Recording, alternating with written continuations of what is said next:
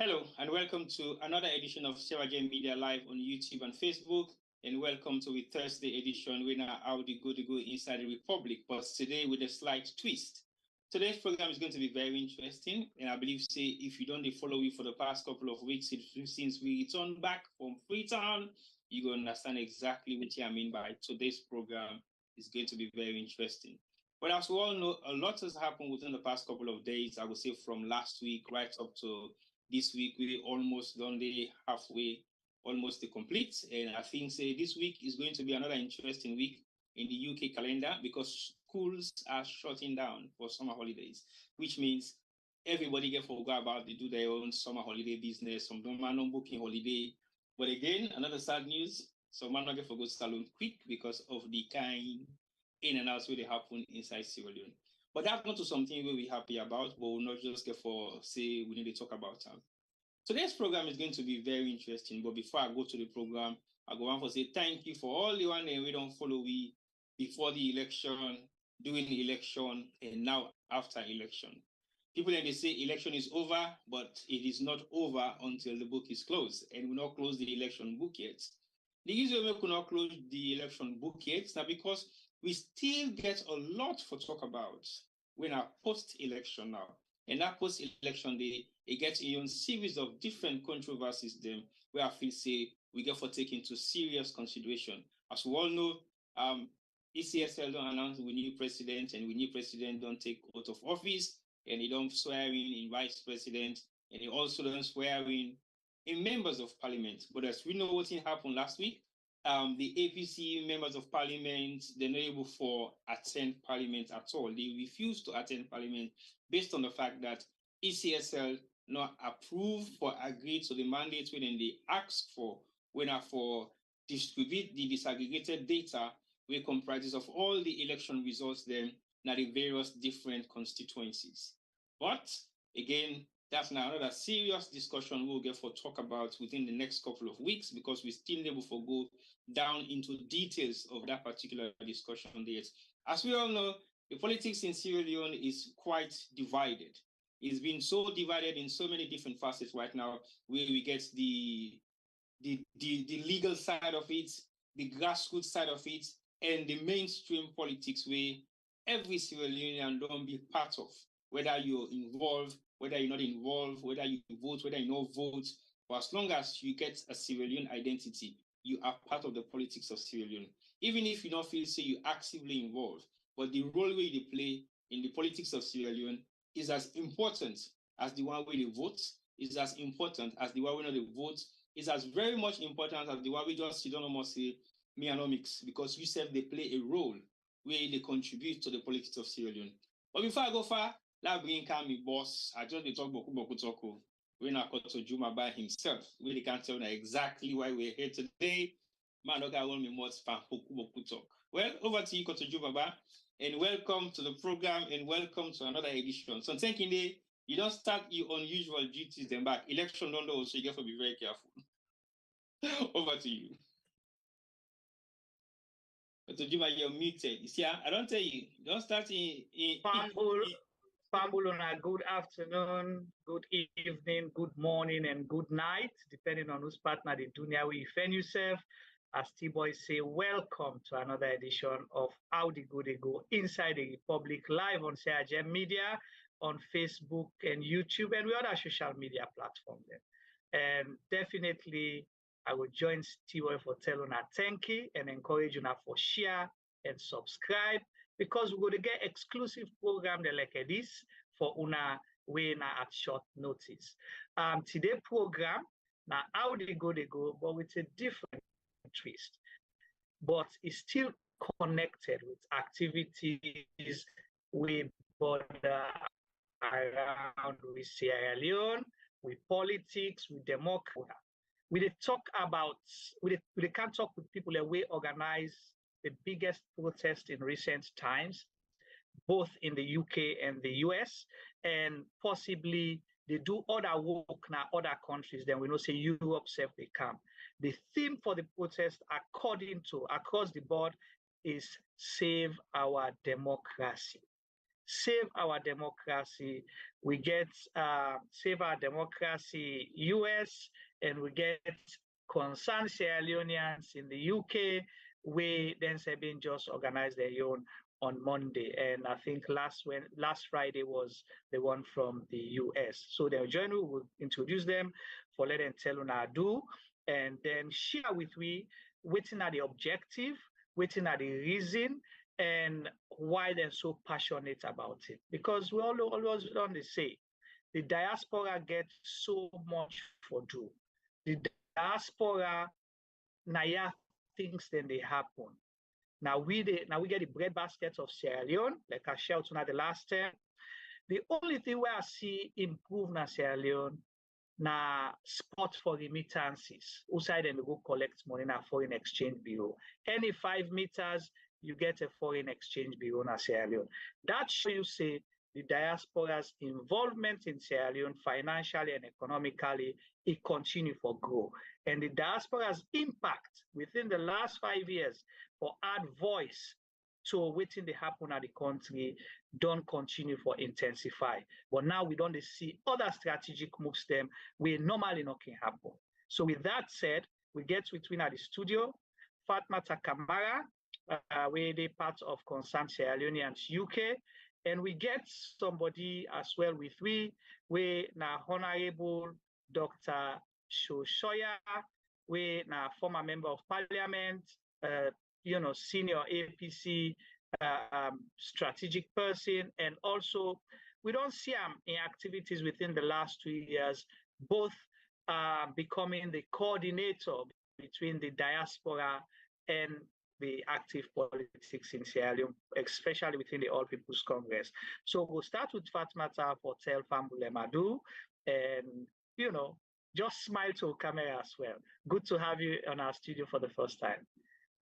Thank you. Good evening, everyone. Good afternoon. And my name is Fatmata Kamara. Thank you, Juma, for introducing me. And I'm privileged to be part of your panelists discussing about the issues and some of the issues that you've raised with regards to how these protests come about, and also, other colleagues as well who've already done it in the States, and also, as we know, more planning. They come now Europe way. I believe there's one coming up on Monday. So it's good to be here to, to talk, to discuss, but also to rub minds with all of you. So I'm happy to be here. Thank you so much for the invitation. Thank you, and we're happy to have you here. Dr. Shoshoya, welcome. And we don't tell the chase you for Kadasia Gem Media, but the time not be right. Thank you for, agreeing to come at short notice. We don't say you just come out other strategic meetings, but you agree for step aside for joining me. Tell Fambule Madu as well. Thank you very much, Sierra Gem. Actually, I want to thank Sierra Gem for the work that they're doing. It's a tremendous job in reaching out to the diaspora, but also providing a platform for Sierra Leoneans at home and abroad to understand and know a lot of issues that are going on. So I'm very happy to be here to discuss matters arising in Sierra Leone, matters that are of key importance to Sierra Leoneans in the diaspora and at home, and matters that are developing on a day-to-day in Sierra Leone when we're talking about democracy, the democratic rights, and the people, the citizens' rights in Sierra Leone. Thank you. All right, thank you so much to both of you. And let's start with, I don't know whether the objectives were synchronized or everyone had their own objectives. So let's start with Fatmata, Save Our Democracy protests in the UK. Tell us, what was it about, the objective? Did you achieve it? I want to say we did definitely achieve it. So what was it about? I believe, the name itself speaks for itself, Concerned Sierra Leoneans.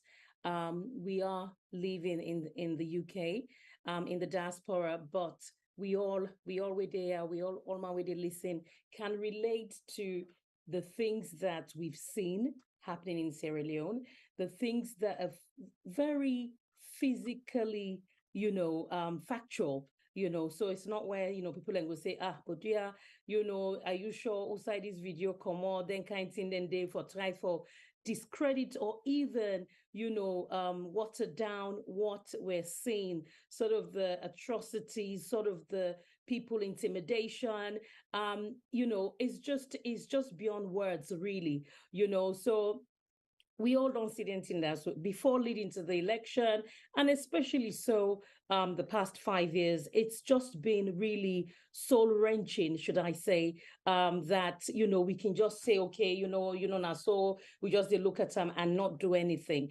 If that happened where we are, in the UK or even in the US, Dr. Shosoya Day, just one video of that would be a mighty opera. We all know that, you understand? And so why would that be different for Sierra Leone? We know, say, democracy, we cannot measure it eye to eye or length by length in terms of how it works in Africa, especially in Sierra Leone, in comparison to the UK or to the diaspora. But I think then say a journey of 1,000 miles starts with the first step. So if we just sit down and get so comfortable where we see injustice, get so comfortable where we see election manipulation and rigging, when we get so comfortable, we see we brother and we sister and they suffer and they beat them and they kill them. They don't have any right to protest. That in itself, is an injustice. So we cannot sit down and relax and just say, okay, things go change and hope for the better. But the better doesn't seem so close by. It seems a long distance away. And so we decided to, having looked at all these things, seeing all these things, we then decided to, that we need to do something. There's something about, we keep hearing this all the time, and especially more so recently where people and they say, oh, we wait for international community don't come, then go can't look at the election, they'll come and check that everything is okay, the international community. And we hear this repeatedly. That for me is like, you get problem now you say now your neighbor get for can solve them for you. The neighbor himself gets your own problem with the monogam. You understand? Where does the priority lie? We have to be honest. Do you understand? As it stands, and even though we're talking about the Sierra Leone and, the thing where they go on a salon, the West have big issues. We also have, there's Ukraine, there's the Russia, there's America. It's such a fragile playing field in terms of politically that we cannot just say, okay, we're ready or we're able for, you understand, they will act. And actually, truth be told, whether we like for that or not, the Sierra Leone is not top of the agenda at this point in time. And if we say as Sierra Leoneans, we are not doing our own part, we are not going out to, protest or make our voices heard, in the way and manner we're supposed to, because we know, say, we brother and we sister them within a salon, they're not able to do that. We know, say, we didn't say sit at home, we didn't go out or go protest. We saw the images, we saw the videos, we saw what happened. People were killed, people were muzzled. You can't talk. If they're not saying that you been go protest, your family, they so place, then they go meet them. What is that about? Do you understand? People should have the basic right to be able to speak their truth. If you're not able to speak your truth, what in the monitor you, civilly, then there's a big fundamental issue. So this is how that came about. And we had, I just thought, let's come together. Lo can talk about this thing. So because we wait for this, the West international community, everybody has what is important to them and also what the narrative should be. So we started off, we had a few meetings, discussed about it. So the first two things we thought about was actually the 2 Ps, which I call the 2 Ps. So it was protest and also a petition, Then because at the end of the day, in the diaspora, we have thousands, maybe not, even if it's not millions of Sierra Leoneans who live in the diaspora. Would I go able for speak we own truth to we self and like how they engage so like somebody else? You understand? Than we self, really. Nobody else will be able to do that, in that regard, so to speak. So we came about, and then, the petition, quite a few of us on the concerned Sierra Leoneans, I must say we had about 4 key people, including myself, who championed it. And we we came about, had the meetings we had in a short space of time. So this whole protest was actually arranged in less than a month, you know. So we had less than a month. We did the petition is out. The petition was emailed to quite a lot of key international partners, but also in the diaspora as well, basically saying what our concerns were, and also arranged the protest march, which happened. And I believe very successfully, people came from all over the UK to support, to make their voices heard, because, you know, our democracy, you know, is being dwindled, is being murdered. It's been, you know, in broad daylight, you know, you cannot speak, you cannot say, for fear of death, for fear of intimidation. And we believe we should know better, that should not be the case, and that should not happen. All right. Thank you so much, Fatmata, for giving that rundown day from the UK perspective and how we go about things. So, Doc, you, the interface, because sometimes I can want to ask who you did actually. Because one moment I see you in the US, you jam on side. The next moment I see you in a camera in the UK. But then before you remember, I see you na one big rally or something in the UK, in Sierra Leone. So I'm not able for no side for place, but for now I understand, say now I do the protest here. So what's your perspective? Is it the same as the concerned Sierra Leonean UK, or was it a different approach and objective? And if una say be able for me to know objective for that particular day? Well, this is a global approach. So it's the same message, same key message, and it's a global demonstration. Sierra Leoneans are living all over the globe in places that you would not even believe. Therefore, Sierra Leoneans all over the globe have decided to stand up for the citizenship rights in Sierra Leone. Why is that, you may ask? Why are Sierra Leoneans in Sierra Leone not standing up? Because we've seen what happened. We saw what happened on August 10th, when the citizens decided to peacefully come out and protest against the rising costs, the high inflation, and increasing cost, which is very hard on their daily living. We saw what happened, that they were brutally murdered down in the streets in the broad daylight. So, and then most of the citizens today, if they want to peacefully have protests, they have to secure a permit. The police that we have in Sierra Leone today, they are not providing permits for peaceful protests in the country. People want to protest, people want to demonstrate, but that is not being afforded to them. And this is their rights. So since that is not being afforded to them, Sierra Leoneans around the globe decided that they're going to stand up for their own citizenship rights. They're going to stand up for the people in Sierra Leone. They're going to speak for the voiceless in Sierra Leone, who are members of their families. As you said earlier, the remittance for the past 2 to 3 years have quadrupled. It has quadrupled for members and families who are living in the diaspora to provide for their family in Sierra Leone. So they have a lot of say of what is happening. But what you would say now is where you would say that we've reached to the middle of the road. People are tired of the abuse. People are tired of the intimidation. People are tired of the harassment of their friends and family in Sierra Leone. But not only have they taken that for the past 5 years, but what they saw, that the rights, the voters' rights, was stolen.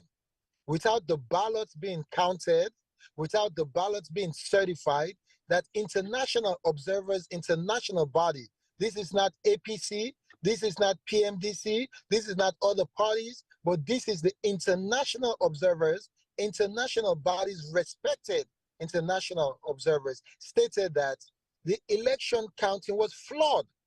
They stated that there was no form of transparency. They stated that ballots were not posted from station to station. These were international, credible organizations that stated that. This is not I, a member of Sierra Leone, or you, another member of Sierra Leone, or citizen of Sierra Leone that stated this. So people are fed up with what has happened for the past 5 years, and with the stolen election without respecting the rights of the citizens, after harassment, after intimidation, increased cost of living, high inflation, no freedom of speech. You say something on Facebook, on social media, you're arrested. People are tired of this, to see their family suffering. So this is why the people decided to have a global approach, to demonstrate, to protest, and to have a global advocacy, to say that they're tired of what is happening in Sierra Leone, that the international bodies that are providing the necessary financing for the government of Sierra Leone, that have spent a lot of money to keep the peace in Sierra Leone, need to pay more attention to what is going on in Sierra Leone. Because if we've had 5 years of intimidation and harassment, then that 5 year ended up with an election where people's rights were not respected, where the voters' rights was stolen, and the election was stolen, and nothing is done about it. Then what we're moving to is an undemocratic state. And when you have an undemocratic state, what you have is dictatorship. And Sierra Leoneans are not planning for dictatorship. Sierra Leoneans like stability. Sierra Leoneans like peace. And even at the end of the day, even if I don't have anything to eat, if I have peace and I have stability, that's all Sierra Leoneans need. And so the global protest is to say to the international bodies that we're tired of what's going on in Sierra Leone, and we need you to pay more attention. All right, thank you so much, Dr. Shoshoya. I'll come back to you, Fatmata. And so when I go out, we see a large number, in hundreds of people, like you said, short notice. One thing where, I see unique with this one, we used to see counter protest. At the same time, where one group they organize, you get another group concerned Sierra Leone, so you get to the counter, all man they send different messages. But here we have you guys, you were able to do this smoothly. Firstly, I think people let me doubt whether it's going to happen, and it ended up happening.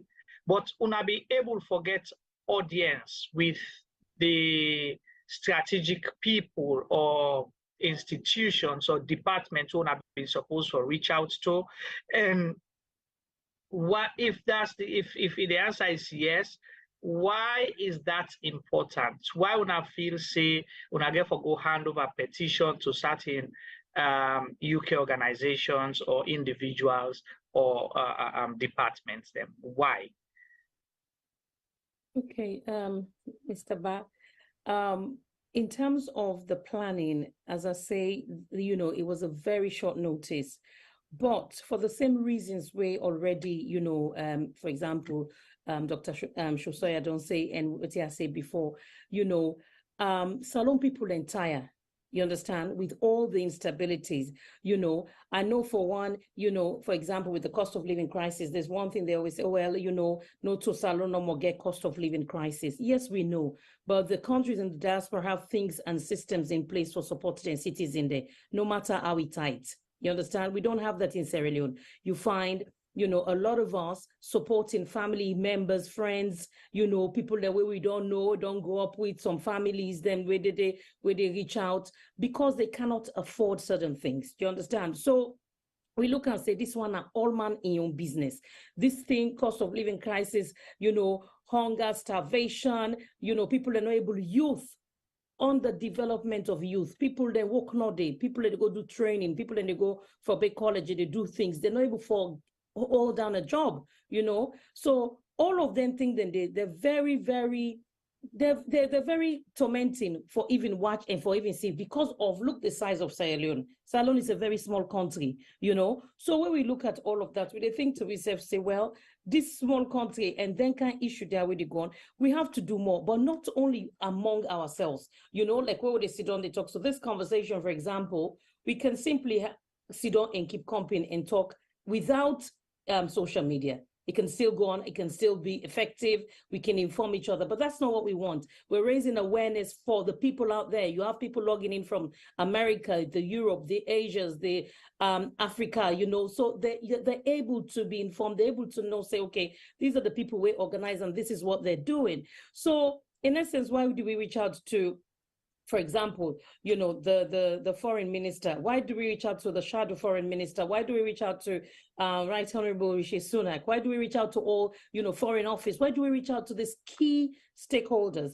Because they are our partners. They're the partners for Sierra Leone. Then people that also stand for, justice, human rights is not something they really, look upon and just say, oh, it's okay, let them sort it out. These are really, really serious issues. There are people who have been in governance in other countries in Africa who we know who have violated human rights, who then don't bring them to the Hague for certain things. So they don't, they don't look at it with ease, like how they say, then go left, then go distance, so then turn. That cannot keep happening, because if you do the same thing all the time that you're used to, you will get the same result. So you will have to step up. You need to reach out to these people. So they know, say, like we were this in England, yeah, so now the UK, we self know, say, okay, now this they go on, we want to raise them to be MPs, then we all get local MPs. So the petition went far and wide to all, anybody can copy and paste them, you send them to your MP, because actually your local MP, you employ the resident of that area, they now is supposed to serve where you go to the House of Commons. So when you send something to them, don't send a 1 time, don't see 2 times, 3 times, 4 times, multiple times, he's going to listen to go. So say, what's in they go on, listen, see what they're able to do. You understand? So the petition went far and wide. People then we know or we not know, it's our issue to get them informed. Information is powerful, some of them might just know certain things, say, okay, this has gone on with regards to the election. They might not know the other human rights abuses. They might not even know, how people are being killed. They might not even know how, people don't have, to the extent, should I say, the extent of how then things are they happen in a salon. So we look and say, we use the tools, always use your tools that you're given, use it for your own good. Because even if you don't agree with something, you can write a petition, some people and sign them. We all don't sign petitions then before on behalf of various causes that we believe in. So we just think, say, well, then people are, so we need for Gola, we go tell them, say, this is what it is. This is what is happening. Please, can you, have a meeting with us? But also we want to raise Antona for say, what are you guys doing about it? And actually, you need to look more closely in terms of what is going on in Sierra Leone. So that we did, we sent it out. I would say, forget about the MP. So anyone who wants to sign the petition is still on live. You can sign it, send it to your MP, and we sent it in terms of key stakeholders, like I said, the Foreign Office, Rishi Sunak, James Cleverly, everyone, the shadow, and also the current government. We sent it far and wide because we believe, say, then people there, so then self one for, if they hear from we, and then get this information from we repeatedly, then self go must take and seriously, then self go on for listen. And obviously, we all know, say, on social media, there's so many, so many credible journalists, so many credible organizations that have come out and said, listen, this is the concern we have about the elections in Sierra Leone. This is the concern that we have about the current administration. How is it really in a world that's supposed to be democratically led and governed, where people go out, use their vote, which is their voice, because they've been muzzled, and you can just announce yourself as a president without the count being done? That is beyond me. I've never experienced it. I've never seen it at all, So this thing when I say, oh, they come out, they can't say, well, then country are they self-dependent. But no, would we stand for it if it happened here? You don't go vote's not done it, then ballot box not close it, office not count, you say you're not the winner. Would we stand for it? Even from local level as a councillor, you wouldn't stand for it. Before I say, as a top, the most important office of the land, you go do something like that. It doesn't even wash, as they say, so why would we stand for it? So when we had we organized this protest, we did the petition. Like I said, we sent it extensively and we're still sending. We are going to have meetings with key people. You know, I'm not going for discuss here with the people, but obviously we would update you guys as the time goes on. During the protest, we had already, you know, because obviously when you organize a protest, you need to make sure, say, safety, policing and all of that. Every council is working with each other, give them the right information, what the protest is about, why you're doing it. So all of that is all different platforms where we're raising this issue that is going on in our motherland, you know, a country so dear to us. But then, you know, you look at it and it's been, you know, raped and pillaged the way it is. It doesn't sit well with any, you know, forward thinking and humble and honorable Sierra Leoneans. So we sent, even though we've sent the copy to Right Honorable Rishi Sunak, we also go hand over, because we had an appointment with them for go hand over the petition. That is meaning that, yes, we not only send email to you, Papa, we want you for take this your own issue very seriously. We see we go hand over the petition, you give me the time where we for did we go hand over for let you know, say, we want let you self, yes, you know, say things are, you know, you self depend, you own what you depend, but at the end of the day, please take this with all seriousness. And those kind of petitions, they're not they take them lightly, you know, they're not they allow you say can't hand over petition and just say that is it. So what they've said, because obviously as of today, actually, they're on recess, Parliament is on recess. We're having meetings, we've got planned meetings with him and also with the shadow Foreign Minister, David Lammy will have a meeting with him. So we have, for us, it's not a one-off thing, you understand? Because the more, if you want something to have impact and also effect, it's not a one-off thing, not to go gather all them people and they come match and then we just left. We brother and sister and still depend the situation with them depend. It doesn't end there, it doesn't stop. So we also cannot give up until we see what the change is, until we see something tangible that we're happy with. We've decided and come to the resolute that we would not stop, we would keep going, and we'll keep using our voice peacefully. Also, we able for use for express our concerns, but also for express how we feel, and we'll take it to wherever they can entertain us for make sure say this issue is addressed as soon as possible. Thank you so much again for that. I'll go back to Shoshoya before I come to T-Boy, because inside the man them, inside everything. So Doc, you were tear gassed in Sierra Leone. I see you one day, you close chair, all of that. So you're not just, because you know sometimes people can say, oh, you did optic, they are latif. But you be the dumb the tick and even inside the gutter. So you witnessed it. But for our, you know, before you explain to we what you wanna do on the US side strategically, for viewers, we're possibly not too familiar, because you still get people where not understand the gravity of things in Sierra Leone. They will think, oh, it's just politics. How serious is this? What's happen actually will lead we to Usa with this? You know, broken down for people, let them understand. You know, because you don't be member of parliament and you've seen 5 years of, you know, the 5th parliament.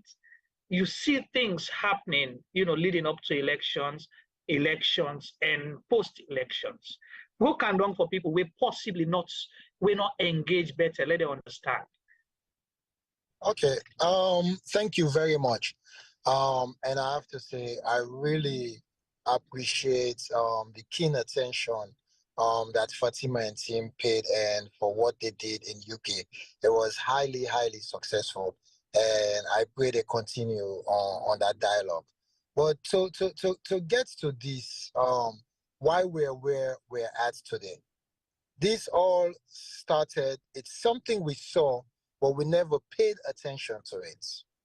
We saw the brutalization of SLPP members by the Paupa brigade inside the SLPP party. We saw what was happening when KKY was trying to join or run for election inside the SLPP party, where even his mother was brutalized at the door and was spit upon and everything. But we didn't think this was what was coming. Where we started seeing issues that arise that took notice of not only concerned citizens in Sierra Leone, but externally, that even ECOWAS had to step in, was the election of the Speaker of Parliament. During the election of the Speaker of Parliament, APC had won the majority of Parliament, majority members of Parliament in Parliament.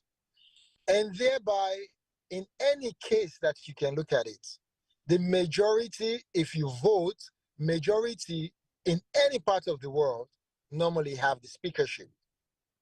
What was done in Sierra Leone, police were brought into Parliament, the first time in the history that has happened. Police were brought into Parliament, harassed members of Parliament, removed members of Parliament, and these are dignitaries, elected officials, were removed from Parliament before that election can be taken place. So they went ahead, they had election for Speaker, Deputy Speaker, and other positions, and SLPP then, that had minority in Parliament, voted for their own Speaker and Deputy Speaker, and they won. That brought the first democratic stalemate under this, the fifth Parliament, the first democratic stalemate. ECOWAS came in and tried to negotiate, and because of the peace, Dr. Samura Kamara and the APC party then chose peace and asked the members of Parliament to return back to Parliament to defend the rights of the citizens and do the work that they were elected for. There was a dialogue and negotiation that went on. SLPP reneged on that negotiation. Fast forward, what the SLPP did, they went to court. State captured of the judiciary.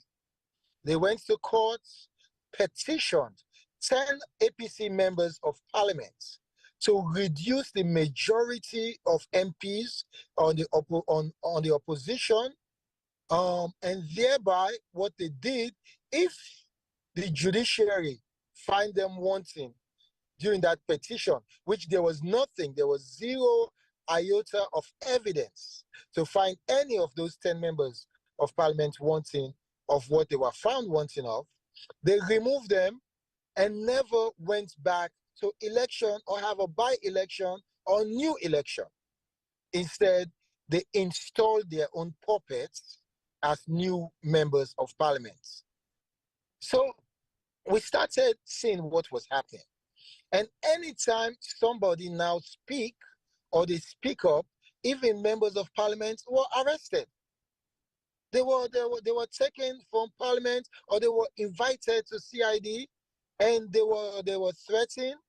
They were kept at CID. They would invite you on Friday, because they know that when you're invited on Friday, you're not coming back out until Monday or Tuesday.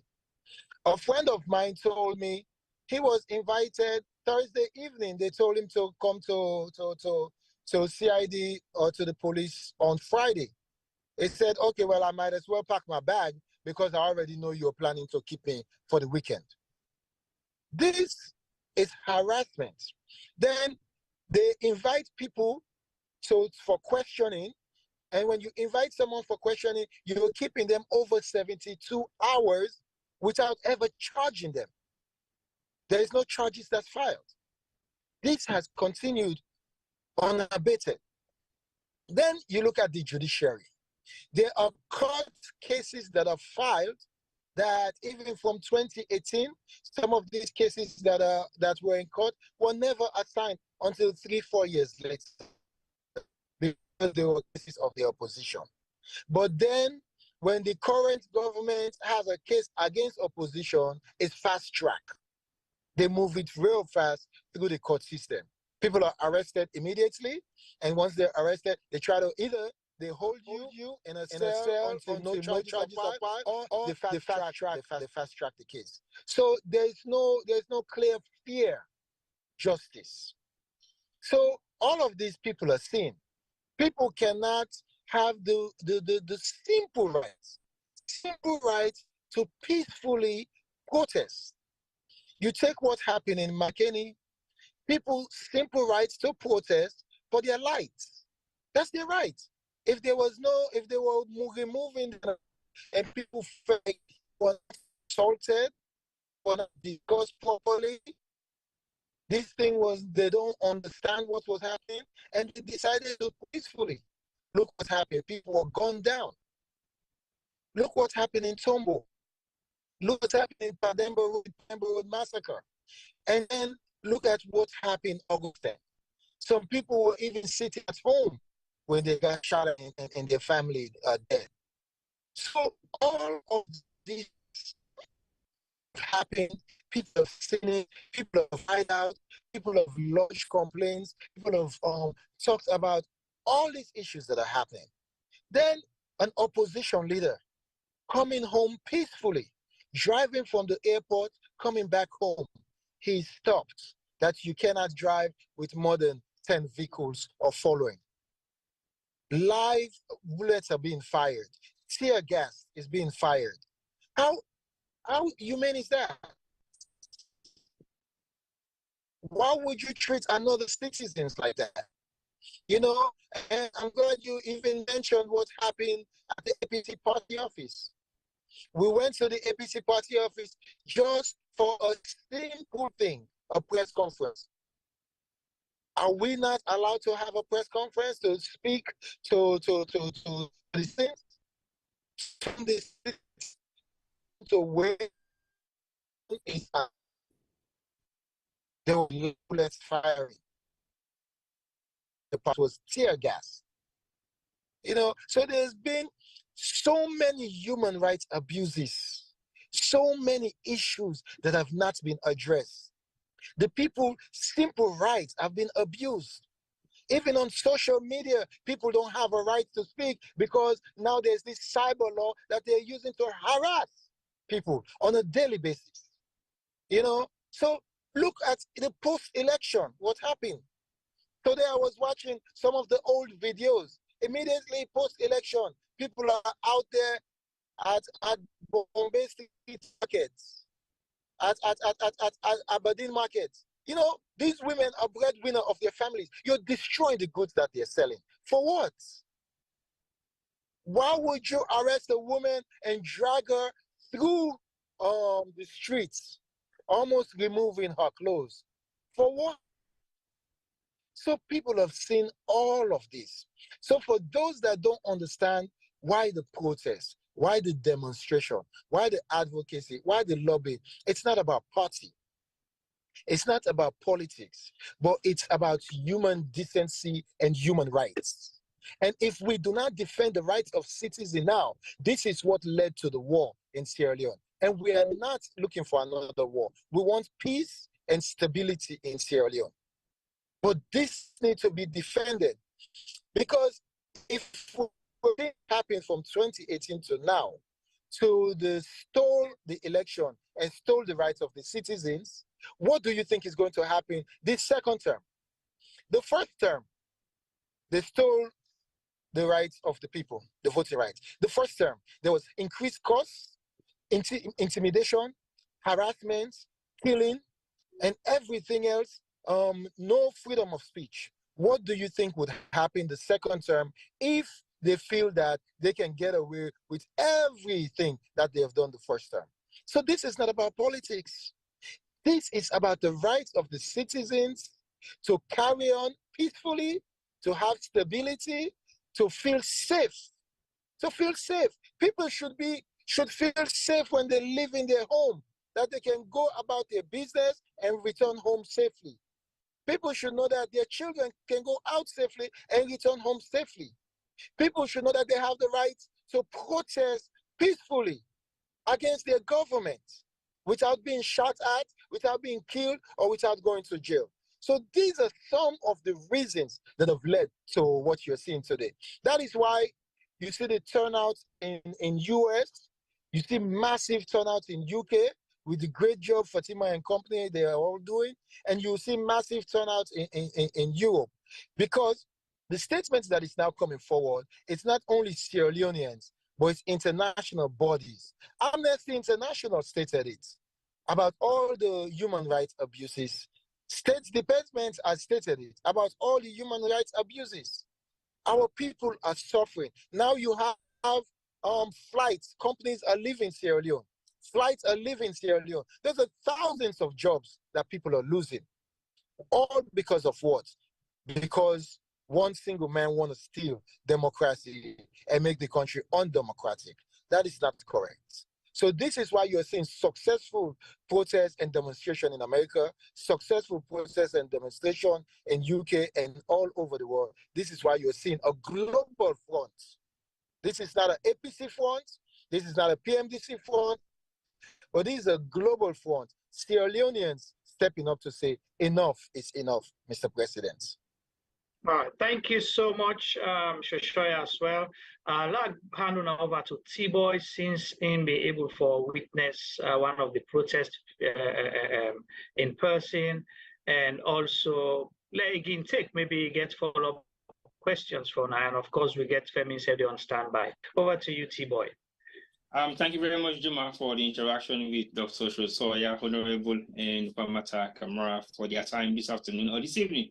What is it this afternoon? This next, something like this also really confused me.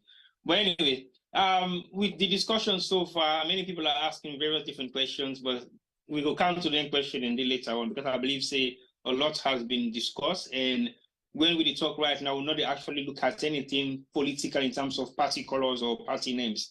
The reason why I make I say so, now for emphasizing on the fact, say, during the protest this time around, I think we have most likely 60 to 70% of Sierra Leoneans who have never been part of politics in Sierra Leone, meaning they haven't participated in any form of politics in Sierra Leone, whether it be APC, SAPP, PMDC, C4C, or whatever it might be. So we get to understand this context of USA will come out from, because many people tend to twist things around in terms of political gains, political platforms where they want to share their own views and observations. But I think as Sierra Leoneans, we go for begin look at positive things in a way, not just the benefits one individual or families or groups of Sierra Leoneans or clans or any kind of thing, how you might call it, but the entire Sierra Leone.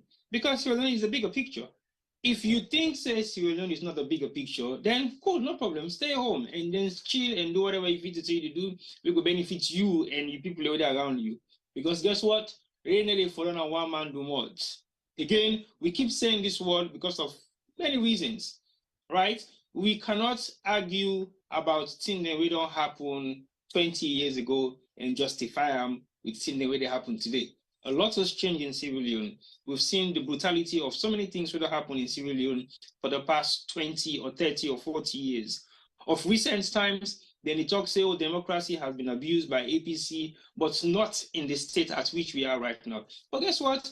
Maybe APC gets away with the democracy where they don't abuse, with the human rights where they don't abuse 10 years ago or 15 years ago, because people were not actively involved in politics. And even at that point, like I repeat back again and say, even at that point, in the UK, and not just in the UK, 15 years ago, we held a very successful demonstration against the Anis Nkrumah government. Not once, not twice, not 3 times. We did it, and we did it effectively well.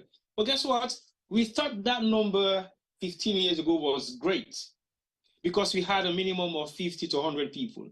And the huge percentage of those 50 to 100 people were participants that were SLPP. So we did not have any issue with that, because guess what? It is their right, and it is our right to participate then against the Anis Nkrumah government based on the thing that we made happen. One of which now the Ebola issue, 2 now the sacking of Sansomana, 3 we also blend in with human rights abuse. We just say human rights abuse, but at what state, at what nature, what was happening? Were people being killed every day? No.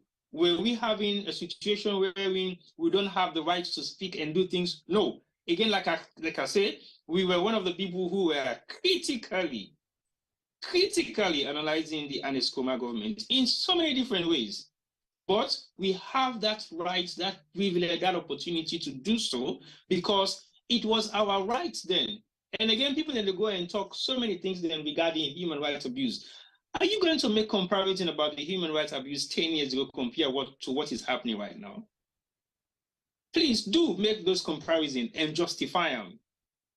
Because even if you want to make those comparisons and justify them, then the amount of people that will participate 15 years ago in the protest where we staged against an Esproma in government, specifically towards the sacking of Sansumana, was not even 5 times compared to this one.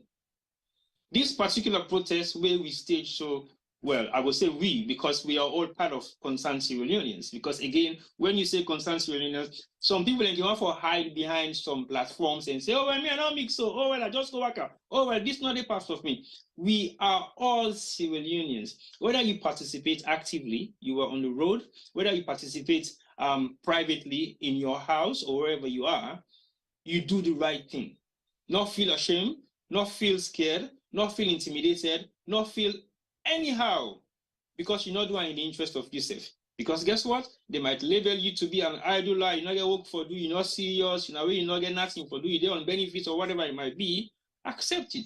Because the way how life is in the world right now is better to be under benefits in London, where you have the right to freedom of speech, you have the right to demonstrate or oppose any government initiative when not favor you, where you have the right to even the benefits when they say you they take, you have the right to question how much you should have because you have worked for it at some point.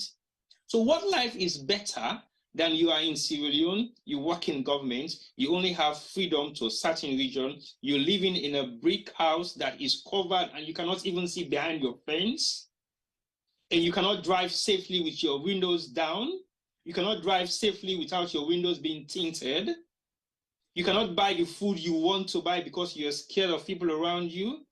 Is that the life you want to live in Sierra Leone? Good luck to you. But guess what? That is not the life some of us want. Because the reason I say so, some of us have the privilege to be in governance right now. But guess what? It is not about me. Some people in the right now, we get the professional credentials, they have the experience, they have the qualification. But again, it's not them because they need to think about themselves. They think about the general population of Sierra Leone. How can a Sierra Leonean benefit from something that will benefit everybody, not just individuals? But guess what? When you benefit yourself with exorbitant amount of funds and money, when you die, you get for guy and go, okay, if you left here, they follow you.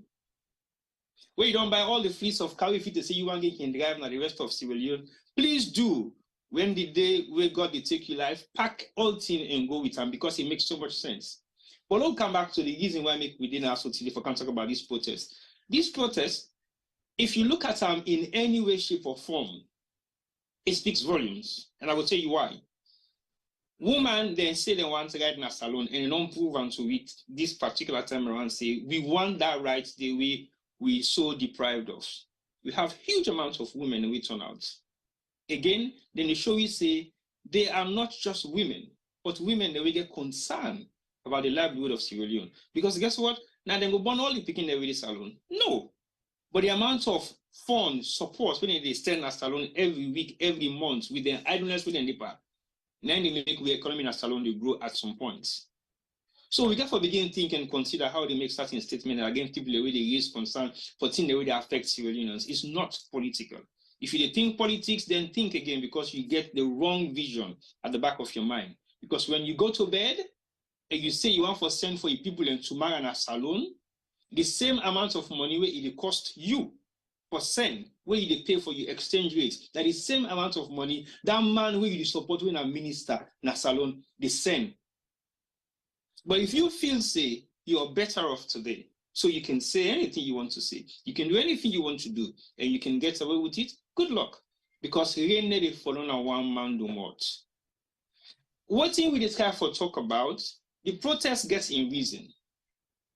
The protest gets the thoughts of Sierra Leoneans, then we possibly don't see the worst in Sierra Leone over the past 5 years. I will be specific. The protest, not just something where people and just don't say, okay, we grab for camp protest because we not like Madabio. No. The protest gets in your motive, initiative, agenda, and root causes. What you make, it was necessary. So if people they don't sit down and decide, say, these are the reasons behind why we should take on this mantle and protest against human rights abuse in Sierra Leone, not only like a small one, escalated. If we can record the amount of Sierra Leoneans that have died within the past 5 years, based on police and military brutality, is off the record. We cannot actually quantify it because some of the killings we would do about Nasalon are not on records. Yeah, that's now one. If we look at the cost of living, where this current government campaigned towards in 2018 has risen 10 times more, and it is not justifiable to protest. If we talk about abuse of democracy in Sierra Leone, when this same government protest against or campaign for 2018 for the win election, it's gone 10 times worse. History has been made in Sierra Leone in so many different ways. I mean, Salon Long gained independence 60-something years ago. You know how much history we don't make within the past 5 years? We're likely we not go accept no political parties again for make such history or break their history then they. Because if we allow that to happen, that means what are we living for? What are we really living for? Now, when people protest against injustice, you get the dumb one, they really say, oh, now they protest against injustice because when Salon gets anything where they go against them for the fact that injustice is in Sierra Leone, now Salon they suffer. I'd rather Salon suffer economically than people dying for not economical reasons. I'd rather Salon feel the pinch of the economic burden what they get than people are dying every day by police officers, by military men, or by deliberate starvation just because they are APC, then are Timini, they live in the north. Is that the Sierra Leone we want to live in currently as we speak? This is the 21st century, for God's sake. So we got to be very mindful of how we look at the demography of Salon. Salon not to Friton, Salon not to Kenema, neither Salon not to Bo, neither Salon not to Makini. Name them call Sierra Leone. Look, we not begin look at region. If we begin look at region, the Salon way we look at will not exist. Because no man is aligned in Sierra Leone. Sometimes I look back and ask myself a question. If, just if, the team is the way we look at now as the bad people in a Salon were equally as bad as the Mendewo they say bad so, Salon not before exist. Because you know why? The Timinis are possibly found in every corner of Sierra Leone. I will bet any individual that will go tell me, say, Timini man, they all over Sierra Leone. They are in every corners of Sierra Leone. But guess what? They might have their own ifs and buts, but they can be deemed to be the most peaceful Sierra Leoneans. Me not Timini. Me not kono. But guess what? If I say I'm proud to be a Kono, yes, I am. Because that is what I am. I can't change that. Whether Kono Gudu, Ibadu, we like you, we not like you. I cannot change that. That is my tribe. That is where I came from. Equally so, I will talk, say, the Mende man cannot change himself. Because now Mende, why you expect the Timini man for change himself because not Timini? So when we criticize or when we accuse or when they make their issues they also become topic of discussion, we have to be mindful. Because me don't get to look to myself say, any Sierra Leonean will not get conscience. I will not sit and argue with you anymore because I'm wasting my time, I'm wasting my energy, I'm possibly wasting my resources. Because the reason I can say so, why do I need to engage with somebody that hasn't got the right to know what's in your right as a citizen of Sierra Leone? Because sometimes we fail to understand that we are also citizens of Sierra Leone. But when you carry another passport, does not make you non-citizen of Sierra Leone. But at the same time, like we value outside we come out. We've gone through a lot as a nation, and we are still going through worst, even when we've been there inside 20 years of civil war. We've never got to the stage that we are today. During the war, na Salon, we money not ever depreciate under the Guinea currency. Now, 1 million leons is 300,000 francs Guinea. You know what that means? You know what that means? We money na shit money, sorry to say. No Guineans want to hold on to the Leones anymore because it is of no value. I experienced it myself a few weeks ago. Nobody can tell me otherwise. So when we talk, let's talk constructively. Let we talk and bring out issues the way that affect Sierra Leoneans them on the ground and out of the ground. Because when I say on the ground, I mean inside Salo, not inside Freetown, because Freetown is not Sierra Leone. Because many people in mentality, I will bet you, no, outside Sierra Leone. The only outside Sierra Leone they don't know, now we then put in a plane, then fly off from Sierra Leone, then Canada, this part of the world. That is the Sierra Leone that they know. Some come at the province, some come inside Freetown, some come at village, some kind of place where some time most Canada go safe. So when you have the opportunity and privilege, please make good use of it. Because for some people in the diaspora, it's not about luxury. It's not about lifestyle. It's not about what I was 20, 30, 40 years ago. It's what you are now is what is important. Your now and your tomorrow is better than your yesterday because you cannot fix your yesterday. So let's fix what is happening now in Sierra Leone so that we can have a better tomorrow. Because if we don't, we can begin to know what's alone. They want no one for no USA will come out. They no one for no USA will day. On that protest, thank you. On Monday,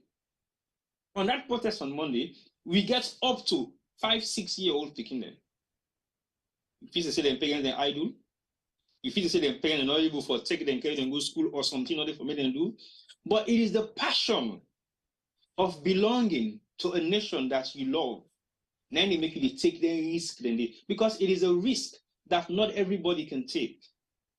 So man go to you say, oh, me, I don't get time. But guess what? The one day where they come out and make that sacrifice for you, not for the no money they do more. Now for even you where they say you don't get time. The one day where they come out and make that sacrifice for you, not for the no money they do more. Now for you by tomorrow, where you parents, you brother or you sister go fall short of the law, when an unlawful law. So let you not sit down, you begin make noise, you blow your own vuvuzela, because this government, they give you chicken change. Because what they pass on to you, no, they buy you victory, they buy you success, they buy you happiness. It's just they sustain you for that short period of time. And what happens after? Last 5 years ago, we had a huge amount of ministers that we know personally. Where are they today? Do they exist anymore? No. So what happens on their table? Is it going to be a flip side coin or the same coin? Of course, we all know. Now, flip side coin. What happens on the other side of the coin now is what we don't know. Because that's the hidden part of what we don't see. That's the hidden part of the reality of putting in the can begin face. Some of them go one away. Come back, Usai. Yeah, where them in the course we say, una idle, una go sit down in the diaspora and they do nothing. Now back in the Gamo. Or then go America, or then go Canada, Australia, or wherever they are from. Then they can't start back? No. Then they start on a different level. But guess what? That level they drop. Because when you don't have anything to supplement for your daily basis of what's in your expenses, you they increase your expenses. Sometimes some of them, they live in a council houses now, they don't go buy flats and we worth $1 million or £1 million. You know how much it costs you to maintain that? And you know they get a regular income where they come in. What's going to happen after 1 year, 2 years? You sell. Because you're not even able to pay the queen in rates for just get that house they standing on the queen soil. How can you sustain it? So now could not begin look for fancy for things. Is, oh yeah, now I can make money, but guess what? I continue for make money in a lie. If you not get you money legitimately, you not go continue for making because you not go benefit you. So the protest was relevant, it was important, and the usual make it became successful because many Sierra Leoneans are now alert. They don't know exactly what's happening in the country. They don't know why it happened, and they don't know what's in them for do for stop and not for happen. So if you don't have that giving God's right to stand up for it, keep your mouth shut and stay put. Because it's not necessary, it's not relevant, it don't make sense to nobody other than what you just did do. You are stopping. Thank you so much. I see T-Boy come out, he shed in skin today. I see a different T-Boy. Well, that's what they say. You push somebody in the wall too much, so he bounce back, no problem. So look, come back to. I'm not bounce back into. I will bounce soon. No bounce back. Okay, so that preamble is first. No, we'll get for which way Fatmata and Dr. Shoshaya go, then we go bounce back the usual way. So Fatmata, what would you say to those Sierra Leoneans, fellow Sierra Leoneans that will say, oh, una they portray Sierra Leone in a bad light, you know, we for make peace, na salon and things like that. Una not for go and protest, una they give the country bad image. What would you say to those Sierra Leoneans? You're muted right now. Yeah, I'm on now. Okay. Juma, what I will say to the Sierra Leonean and they me fumble them and equal Sierra Leonean them. What I will say, you know, I'm listen very attentively waiting T-Boy been they say, and he's so right, you know. For me, one of the things then where me really, you know, I'm really surprised about, but not taken aback, because why, you know, this social media, everybody don't become a small journalist. As long as you have a phone, you don't even have to have a laptop or a desktop, you're good to go. There's some people then get, you know, keyboard happy, finger happy, then just they type just because they feel say themselves your own voice for their pandemics. But like for the reasons, also for the reasons, some of the reasons then where, you know, T-Boy don't say, and even Mr. Shoshaya don't say, like, if you don't deal with an issue, if you have a sore, you don't deal with it. You keep the cover and they put bandage. They say no one for talk about low we hide and low we keep you understand? Especially to the scale that we're talking about. You understand?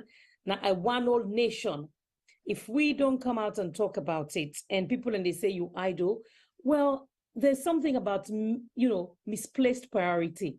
Obviously, you know, we also need to understand and no say, you know, the current administration allegedly, you know, there are people even in the diaspora and they give money for come out, people that way they feel say they go, you know, talk a lot, people that way feel say people and they listen to them, you know, some people have just changed track. You understand? But everybody has the right to do whatever they choose to do.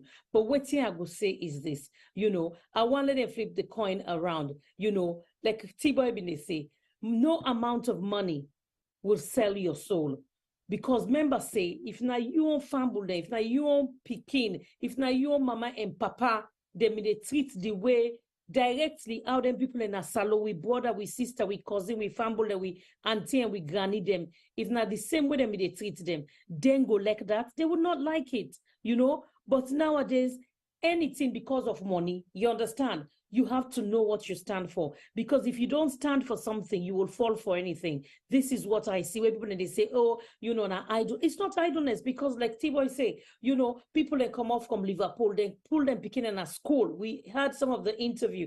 If not don't listen to, when I go back, when I go watch the recording about the protest, you will see, you know, the picking and they talk say, well, you know, we have to miss school because what's in they gone, so we know like you know, and these are children, by the way, where you know go say, well, they're not going to salon now. What's in mama and papa tell them, most of them when they interview women did don't go salon.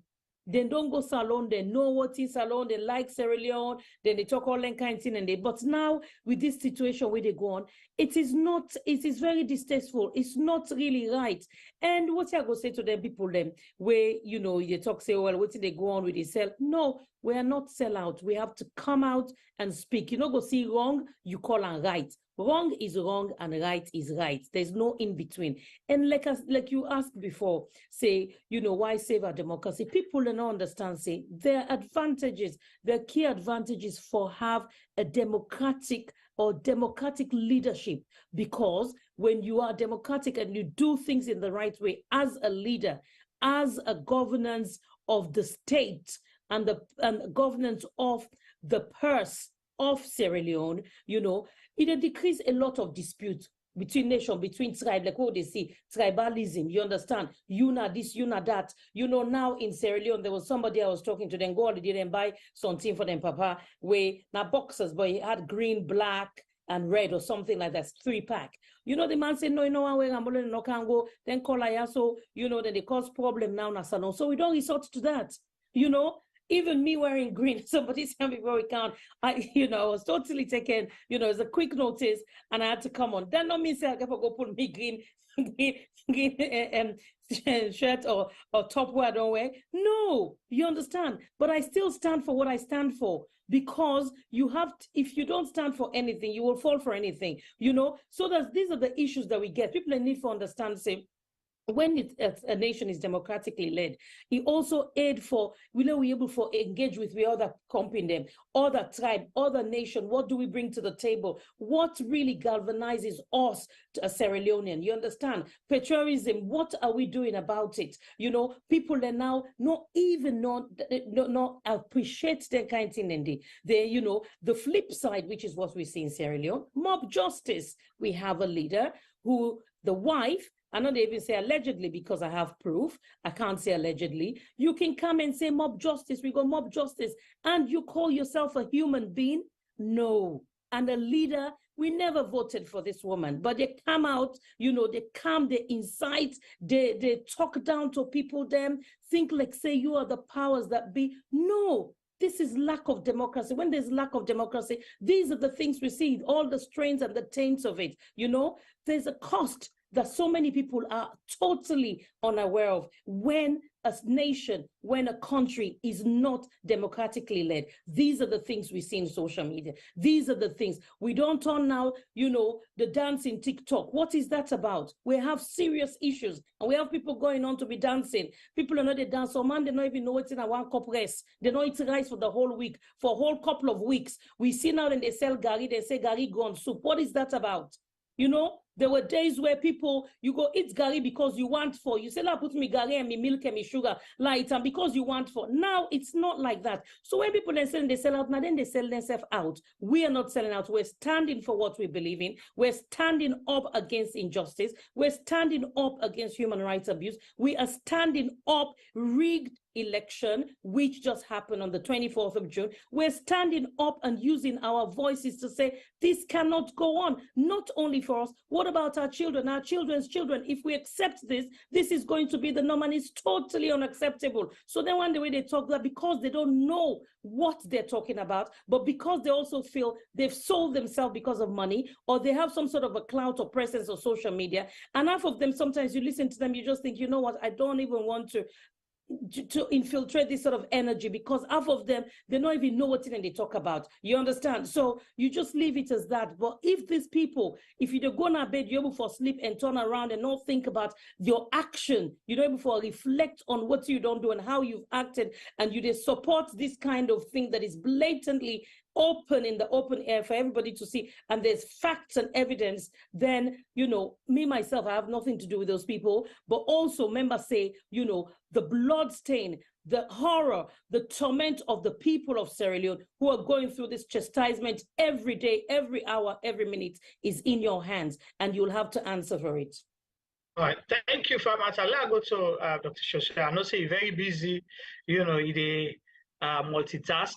Quickly, so for the reason they ask you about some of the issues the way they happen as alone is because you didn't at the ground, or you did frequently at the ground, and you are a politician, per se. So some people they say, oh, APC and other Sierra Leoneans then say they want democracy, but the APC they boycott parliament. That's one. Two, you have other Sierra Leoneans who are very impatient right now because the questions that we've been bombarded with by ordinary Sierra Leoneans, grassroots, people, the way they feel the pain, they are anxious. What is happening? Oh, well, when I don't protest, so now waiting here for happen next. And it's painful, to hear that. That shows the gravity and the severity of the situation at the country. So what would you say to that? One, was it the right decision for the APC party for decide say they're not going to parliament? And you as a Sierra Leonean and a politician, do you support that? That's one. Two, what would you say to those Sierra Leoneans? We don't see una now as leaders where they drive these things forward, that what is happening? Una don't protest, so it don't done. wetin go happen again? When action go happen? Are they going to stay? Una just they left them, so let them stay. What is happening?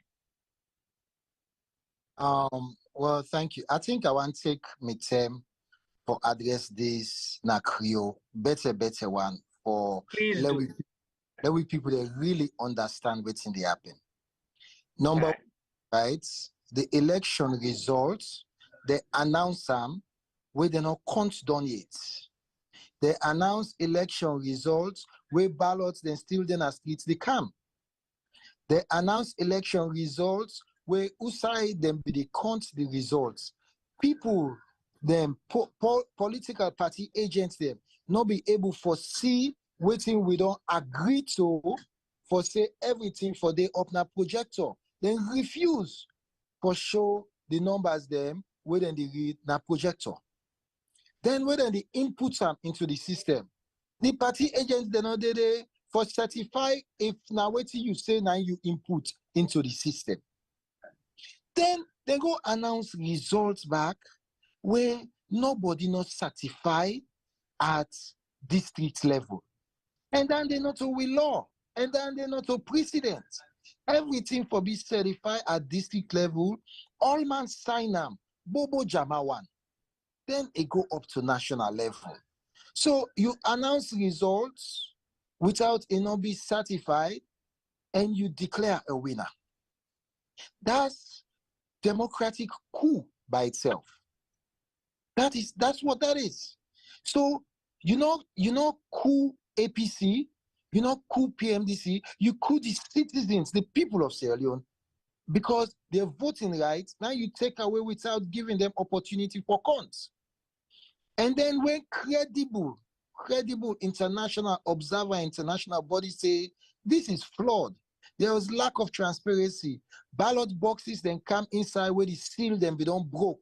Not to Solomon said this so, not to Shosoya said this so, not to APC said this so, not to PMDC said this so. Now credible international organization. Now they say ballot boxes then can the seal be don't broke. So all these issues arise, and you still announce a result without addressing all these issues that people are saying. Then even when you announce, people say, okay, the international body now can say, well, wait till you don't announce. A credible institution say wrong. Wait till you announce because we get all the documents. We get all the results. And wait till you announce wrong. So do you want to go look at that? International body now say, well, if you don't announce this, publish them, let we see them. Station to station, publish them. Instead, the false numbers then will be published, they rush them, pull them down. 30 days they not publish.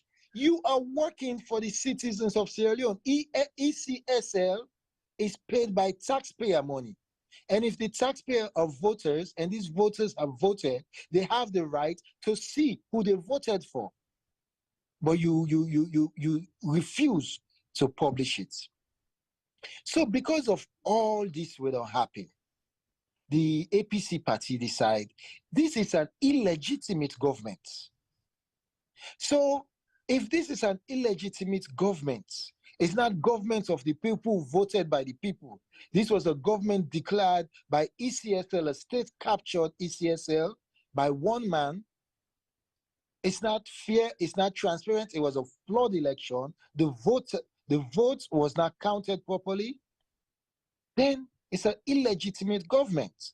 So if APC decided to go to parliament yesterday, then APC is now part and parcel of that illegitimate government. If APC decided to go to parliament yesterday, then APC is saying we accepted that flawed results, that even though international body then states say that result did not correct. If APC had gone to parliament yesterday, then self go down talk against the international partner, say, well, now Una said this not right, but we did go anyway because we believe say right. So we go against credible institution. So APC for don't go against the voters then. Because if the voters then say, this then don't thief we vote. This we vote, they not count them, then they announce. Then APC say, well, let we go parliament, we go deal with them. Then you're saying that the voters then we team up in a line all day long for votes than conscience. We vote for who that they want for represent them. Not a political party now, who that they want for represent them. So you say now, then people they wait team up in a line all day long. And on top of that, this is the first time I see in the history of election in Sierra Leone. People go vote, they're not going to house, then team up their back and say they want to see them vote counted. The first time in the history of Sierra Leone. Sometimes people they team up in a line, they don't tire, we see them vote now, go then go so. But this time then team up around. Say middle net, then say on our count we vote, we want no say, now yes we vote, and almost now we vote. After all that, waiting all the people then don't go through. Then APC say, well, we don't care about what you now say, we to go parliament. That would be the worst decision that a political party will make. For say, we to go join an illegitimate government. The illegitimate government will not take into consideration of what don't happen. An illegitimate government will not say, let we make sure ECSL publish the data so una can look after all the data, the disaggregated data, police station to police station. An illegitimate government will not say, for the peace of the nation, let us can sit on a table and discuss this so we go agree whether we get a runoff or rerun of the election. Illegitimate government will not care about the citizens' rights to vote. Illegitimate government will put military in the streets for quelch the people and peaceful rights for protest. An illegitimate government will say, then they go forward to form a one-party system without looking at the citizens and the crime of the citizens. An illegitimate government will not take the Truth and Reconciliation Committee reports, where then tell we about what led to the past civil war. These are all concerns that this illegitimate government has not taken. So for APC member of parliament to have decided and concluded not to go to parliament yesterday or the day before that was one of the best decisions to protect, one, democracy, two, to save peace and stability in Sierra Leone. Because from what I know, from what I gathered, the people are angry. The people are angry. They're anxious, but they're anger that their voting right was stolen. They're pushed to the wall. They're pushed to the wall. And you would see leaders are trying to keep everything calm and using diplomatic and dialogue to push forward things. But this, any party that says they will participate with an illegitimate government, you automatically make that illegitimate government legitimate. Take, for example, now they have stolen most of the seats in parliament, about 84 seats. It has never happened in the history of Sierra Leone that one party would get about 30 or more seats than another party. What is so special about the SLPP under high inflation, under increased hard wage of living, that they are able to get 30 more members of parliament to be majority? It has never happened. So now more than 30, because they got according to ECSL 85 seats. Correct. And the APC got 35. So it's more than 30. Correct. Thank you very much. So something that has never, ever, ever, how popular are they saying they are? That they stole all that, broad daylight robbery. Then that wasn't even enough, right? You went to parliament, you don't have 2/3, but you said you're going to have speaker. Exactly what happened in 2018. So if APC participated in that parliament, right? Any bill that passed through that parliament, any law that go through that parliament, they would say it was unanimous because it's APC and SLPP sitting in the parliament. So the bill is automatically law and it's unanimous because majority voted for it. So then APC as a party would have been dishonest to themselves and dishonest to the country at a large, that they are representing the people, but laws are being passed by this illegitimate government. Laws are being passed that will hurt the people of the country. Bills will be passed that will hurt the citizens of the country, like the cybersecurity law that is hurting people in the country, that they're using to harass and intimidate people. If APC would have gone to parliament, that would have been the biggest dishonesty that they would have done. So these are one of the reasons why I also support APC not going to parliament. You cannot legitimize an illegitimate government. And so what would you say to those Sierra Leoneans way anxious they would say, is this the end? Okay, APC not go to parliament, but they will still they carry on with waiting and they do. So what next? Or when I don't protest, so what next? You know, that's all in the end for another 5 years? Well, I go tell me family in this, where you mama self get belly for you and not born you inside 1 month.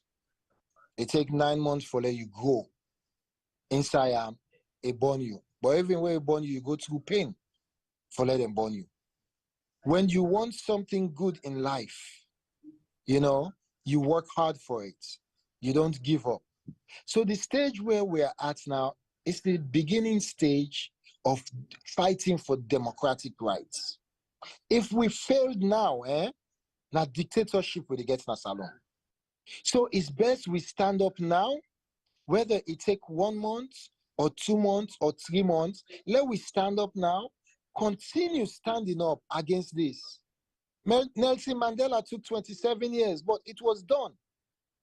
We cannot have dictatorship in Sierra Leone. We cannot allow the citizens of Sierra Leone to go to bed thinking that all their leaders have given up.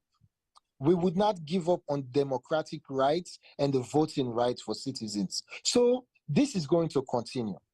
The dialogue is going to continue.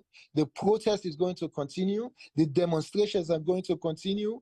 The advocacy is going to continue. And we're seeing that immediately, take for example in US, immediately after the demonstration, the same day, United States Department pull a press release requesting ECSL to release the disaggregated results and also asking them to allow external auditor to audit the results. So you start immediately seeing that the American government already starts responding. Another thing that we're already hearing, not fully confirmed, but that MCC is suspending their funding. How can a government stole election and you lose the citizens 440 million because you want for thief election? $440 million now MCC, the Millennium Challenge goal, they don't package for Salon. But because they go thief the election, now then they look for suspender money, they will for go better the citizens of Sierra Leone. If we go better the citizens of Sierra Leone, but because then thief election for let one person better himself, let the citizens no get them voting right. Now Salon the suffer because of that person.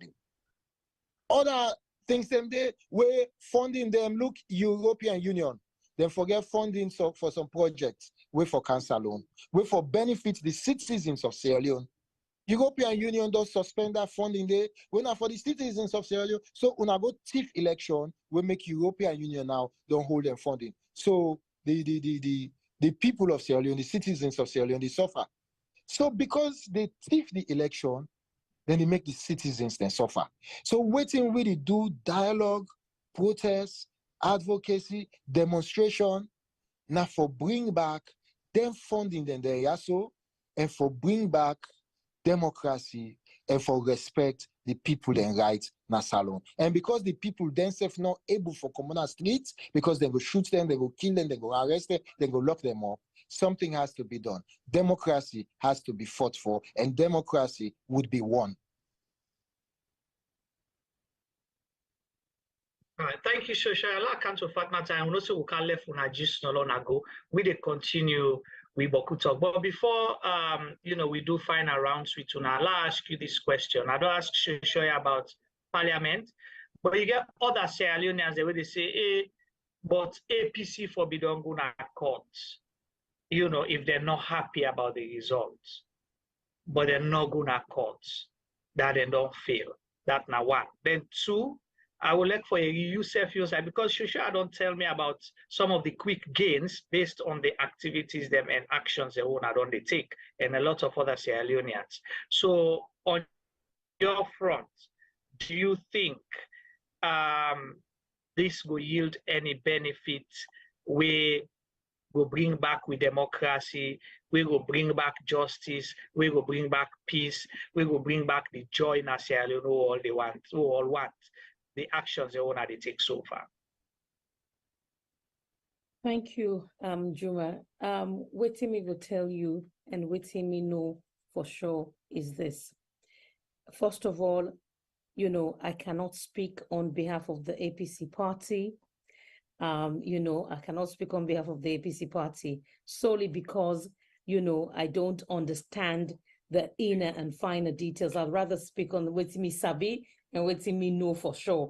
If I don't know, I would take the common sense. No, that's what I'm saying. I want for, before I tell you me answer, I want for make say it is coming. This is my own opinion, and I own it solely, my own opinion, and also based on what me know. So what me go tell you is this, in any legitimate formed government or state, first of all, we cannot say, oh, na so it happen, yeah, na so it happen. So no, there has to be a judiciary or judicial independence minus the government. You understand?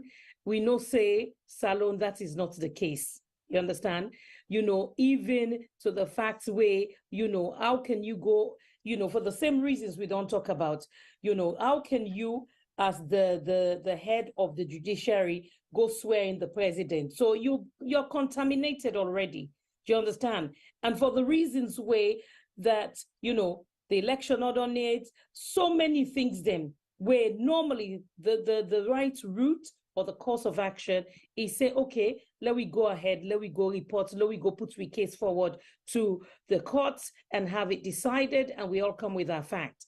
But that is not happening in Sierra Leone.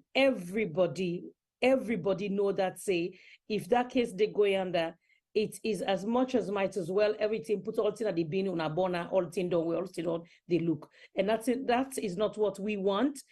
We go continue for fight and speak our truth, I always say, and speak on behalf of we brother and sister them. So it's no point, Juma, for take something, some side where, say, as serious as the case as it is, nobody go take it seriously. Because with due diligence, what should happen is you go to paper them, you file your case, within a reasonable amount of time, it is heard. Even before the election, remember, we all know, say, certain case, they would then say, okay, Odago can't talk about this, Odago can't give the rights for this, what is going to happen? They say they say no judge, no day. You understand? Certain cases, then the people want to stay away from them because A, they don't want to lose their job. 2, they don't want to be intimidated. 3, they don't want their life to be miserable. 4, supposedly some of their pockets are lined up with the money of the powers that be. So you understand, at the end of the day, that in itself is you don't complicate yourself. You don't complicate the matter. Then you start to think about, is it about my job, where you don't swear an oath as a legal professional that you would carry out without prejudice, or is it about the intimidation that we're talking about, or about, how do I fit in, or I go lose my job, I no get job again, I no go get this mass where they come inside, or whatever it is, or you feel isolated just because you stand up for the truth. We all know that, say, this cannot happen. How, APC as a party, even if me as an individual, if I know say the go lay complaints on site, everything and turn and so, you can't with serious matter and turn and so, you advise yourself, you understand? What is the point? Because it's not going to change. So you use other routes to get to where you need to be. If I need for common so goes, I need for go. There are other routes I can take and more effective ones. You understand? So if say, then what do I get for answer your case? We all don't see, we all don't know, a matter where no all any ground or substance at all. It didn't court for 4 years, 5 years. So matter up to now and they wait for they not even can't call the case. So can you imagine where, this administration don't call themselves the winner. They don't self-impose themselves. And you know all the issues that come with that, all the harassment, all the violence, all the human rights abuse, everything that you can think about that can happen is happening in Sierra Leone. You understand? So how me go lay complain, or how APC in their own right go able for go lay complain, looking for some sort of resolution, looking for some sort of action, we all know say it would not happen. So like I say, you know, just like we will, they do this protest, we're looking at other routes. We're looking at several other routes, how we can raise and flag these very pertinent issues that we feel our, you know, our stakeholders who give money to Sierra Leone, who support Sierra Leone as a country, as a nation state, and not the purses and the pockets of the leaders. So we need to make sure, so we get the issues there. So let them know waiting and they do, and let them take the right action, because truth be told, no country, no institution, even company, to say the least, some company, if they don't say you do certain thing, they want to separate themselves from una, because they don't want somebody where they come for counsel and say, but you stand for this, why are you giving money there? You stand for this, why are you not doing this? You understand? So I think, say, for me personally, what they see, you know, sometimes people then think, say, then key one for one before they work out. They have beaten more than they could chew. And people like we within at the concerned Sierra Leoneans of UK, you know, we self no go sit down, we self go keep going on and on and on until we see the changes. Then we self think, say, we brother and sister in a salon, what in them deserve, what in they not deserve, we self not to say we not get work for do, all man get work for do, all the one they were left, we go shop here and that. I am 100% sure 80 to 90% have a job for do, but then left them job, then they left what's important for them, for can't stand up, for talk for them brother and sister there, and we self no go tire. So for APC, for going to court, waiting me see, waiting me know, the fact that I see, the fact that I know, I come to the judgment, it is might as well be a useless journey, a useless exercise, waste of time, and just tick box exercise where, you know, say, maybe tete, their kingdom come, nobody know they call that case. So they have to do what they have to do. That's my own humble opinion, Mr. Ba. All right, thank you so much. I want to ask you one question. I don't say possibly, I don't know, but possibly, you know, to a lawyer. But based on everything that don't happen, I don't know what's in your dossier of, you know, petition and document on a, you know, handover. But do you think there is any case of extrajudicial killing and what do you think? What do you call it? Case for war crimes in what's happening in Sierra Leone? Is that one of the things we want to push for? The reason why I ask, because I see things happening in the Gambia, and already there's an ongoing case in Germany for law of universal jurisdiction. They go after certain people. Is that something that the concerned Sierra Leoneans are pursuing against certain people in Sierra Leone? I'm not just going to say people within our government, but certain people in Sierra Leone. Or that's not part of what you are pursuing right now. Okay, Juma, Minuto, Oh, Minuto lawyer. My specialty is in health and medical, and also in politics in the UK. La Putande out there. I'm very involved in politics in the UK. For those who know, they know. But what I would try for tell you is me knowledge when we get what me know in England, now they apply, but even at a lesser level. Because I know say the person not say, oh well, you know, this na Africa, this na salon systems cannot be the same. I understand that. What we they pursue, we don't put the facts out there. And also not to we only, you understand? We don't put the facts out there for everything, then petition there and then letter there we go. Everything, then people are just not they sit down and listen to it just like that, or take things on paper value or face value. Them also must don't get the facts them to follow whatever people are saying. And nobody in their right mind will just sit down and say, hey, boy, you know, go see video when they kill person, when they shoot person because he go protest, when they kick people in market, when they not even sell one day for able for live properly or pay their rent or their bills or eat food with them, picking them. You don't see all those things, and then they don't highlight unto you and you say it's okay. Do you understand? You've given example before. You know, sometimes people when they in power, you know, absolute power corrupts. So that is what I would say. You feel say, oh, it's okay, nobody, I am this big woman, I'm this big guy, nobody can come for me. We don't say I'm all before, we don't say it don't happen before, and it will happen again. Whether you're in power or in government or after in power or in government, listen, the hand of the law would follow you and they will deal with you accordingly. So that's what I would say. All right, thank you so much. You answer the way you're supposed to answer. We'll go push that conversation. They go. Tibo, you got any last question for them before we let them go? Then we continue with WatchNet. Just one question for them too. Now that we know, say the protests don't go, the petition don't go across as well. What think will be the next mandate now for the two regions, then America and UK, in terms of any more further protests, or we're just waiting to see what happens next? Anyone, perhaps you can go first.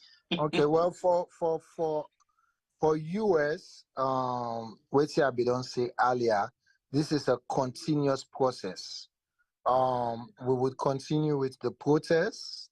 We will continue with more advocacy, whereby it's dialogue meetings with senior personnel at different level, Congress level, the House of Representative level, and others. We would continue to push for democratic rights to be respected in Sierra Leone. We know these international bodies have a lot of leverage that they can use in Sierra Leone. We believe they were the one that financed majority of the election. They also finances projects in Sierra Leone. And so they can leverage for democratic rights to be respected, because since they are global leaders in democracy, anything they do outside of that is supporting an illegitimate government. And so therefore, we'll continue to dialogue with them to see what needs to be done. While also in Sierra Leone, the government, the opposition parties are also meeting on a daily basis to see what needs to be done, while pressuring the illegitimate government to come to the table and do what's right by the citizens of Sierra Leone. I thank you all very much.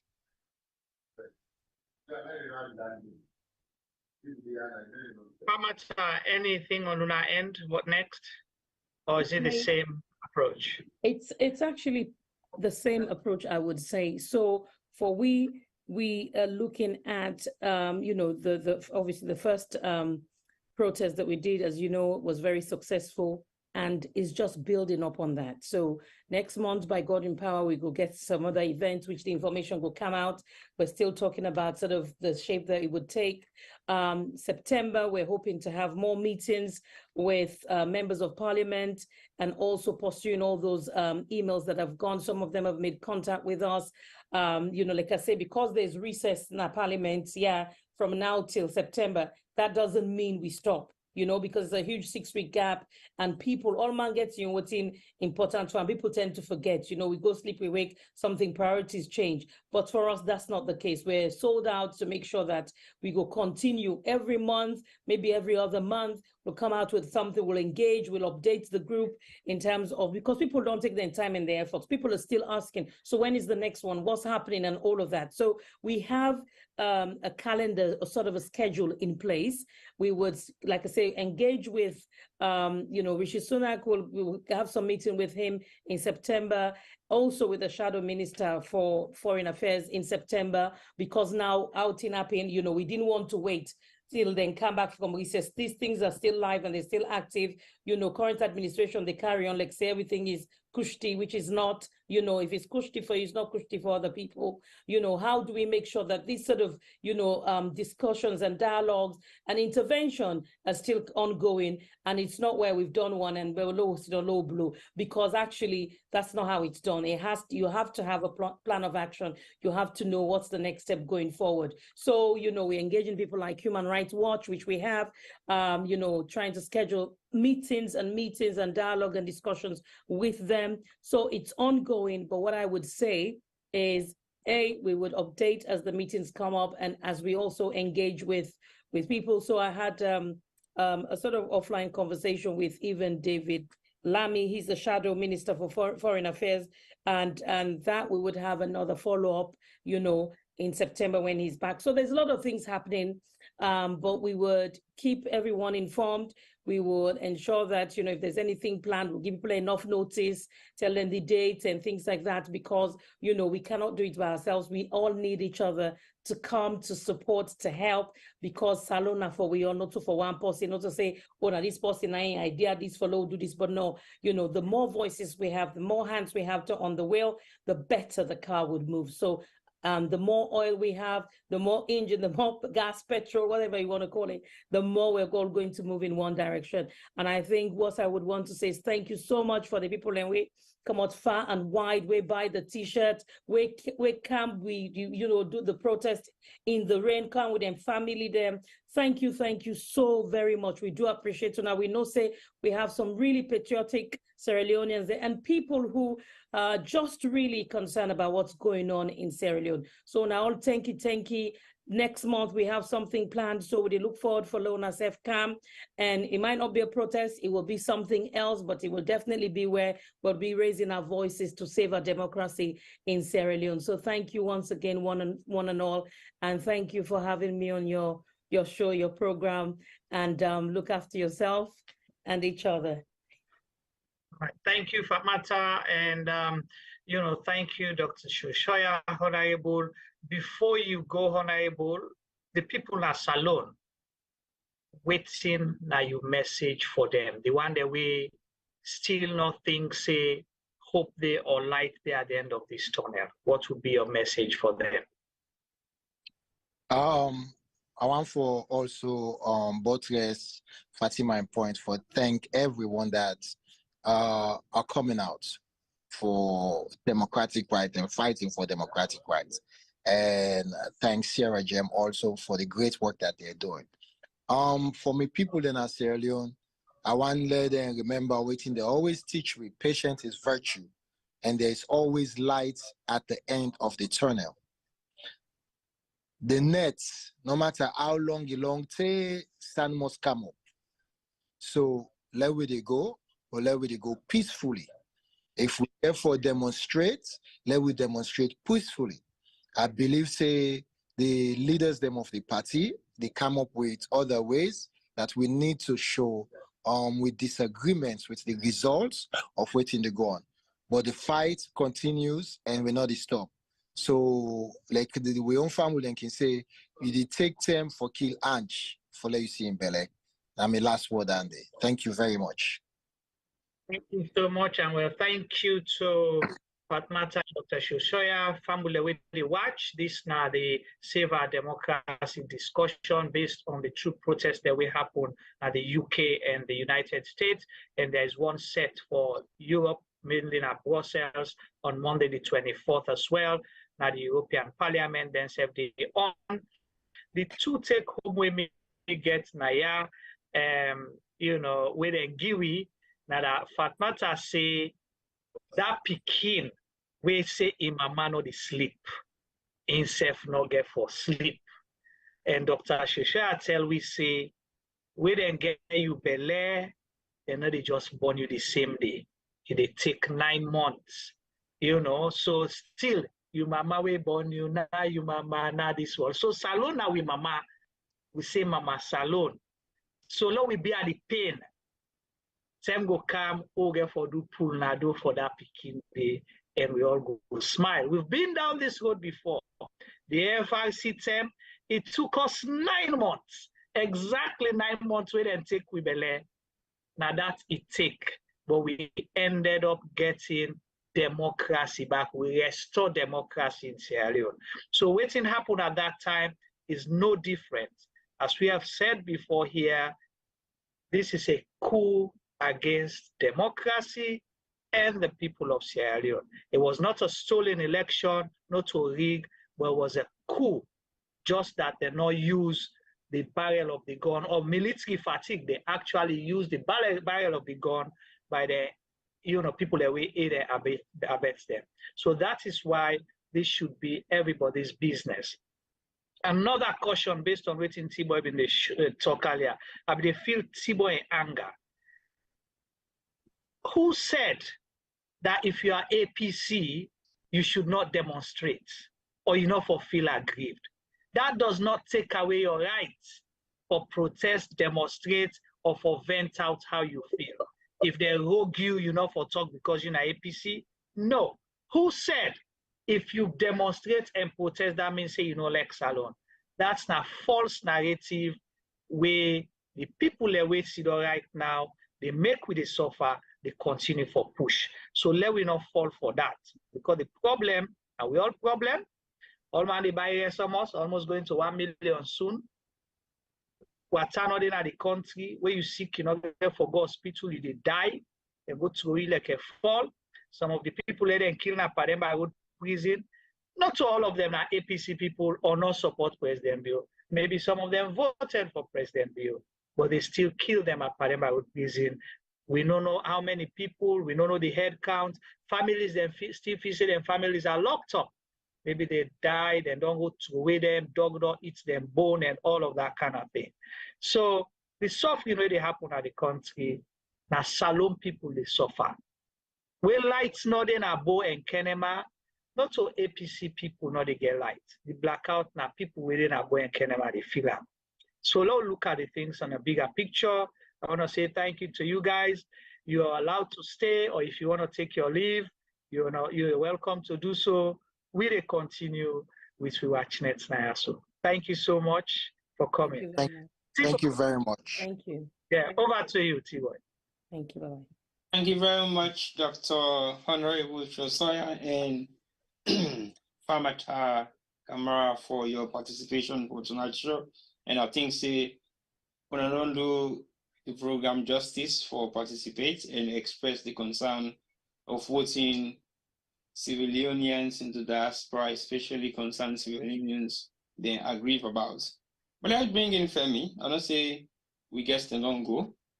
Femi, say you're supposed to talk about my daughter phone. Lie, they can't. But what's your take so far? Actually, wait for Femi for comeback. What's your take on the, we guess them, their statement, them, and everything, and the results actually, because it's more about the quick gains they will not make. To be honest, it only takes somebody who intends under in foods for realize the fact of the discussion. But like I say, I choose me what than this name because I don't want for. Just one comment say T-Boy for when you come on Saloka, you be like a different. No, I want to choose me words them because the reason I want to choose me words them tonight. Now because sometimes you feel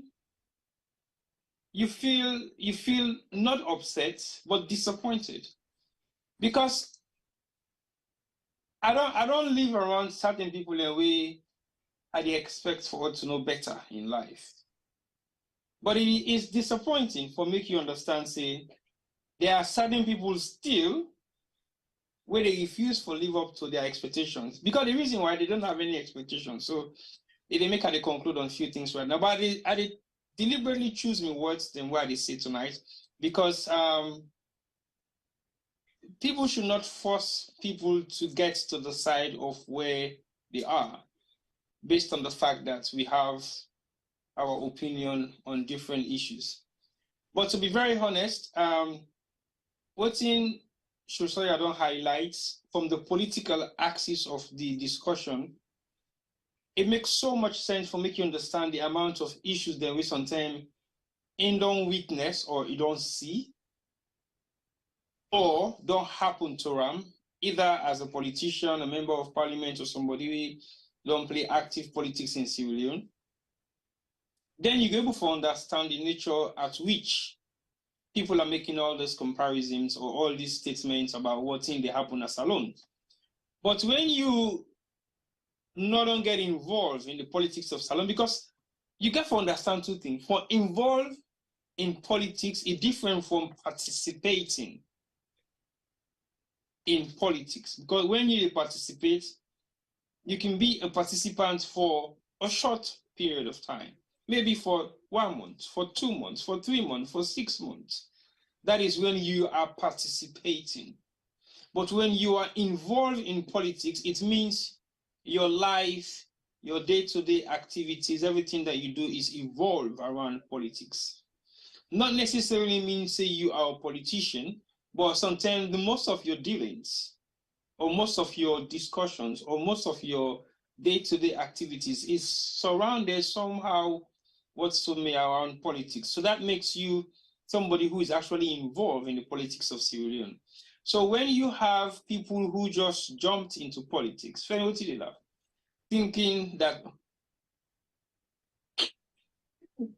that politics is a topic of discussion that they want to get engaged in, and they don't know what is the basis of it, then they should just mute, relax, and learn.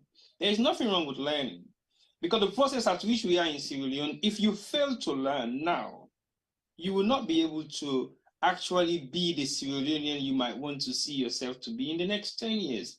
Like I said earlier on, whatever you accumulate in life has to be sustainable, provided it is legit. Well, let's see what happened. About 10 or 15 years ago or 20 years ago, roughly, we had this current president who walked away with $14 million, apparently. And what happens? Almost 30, 13, 14, 15. Okay, look who left that. But apparently, $18 million, right? I've just been corrected.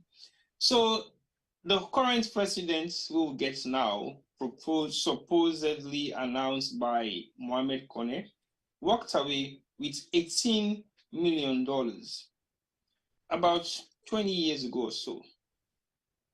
He ended up at the back of each street. Yeah, not by accident, but that just tells you exactly what happens when you are funded by yourself illegitimately by the people's hard-earned living. When you get to that stage in life, you think that is the end of the road, but it isn't. Because when reality catch up on you, you begin to understand, say, life is not just about now, but tomorrow and the day after and beyond. So the politics that we are talking about today, now politics where some of we don't get involved in from where we small. We don't see them, we don't live them, we don't practice them.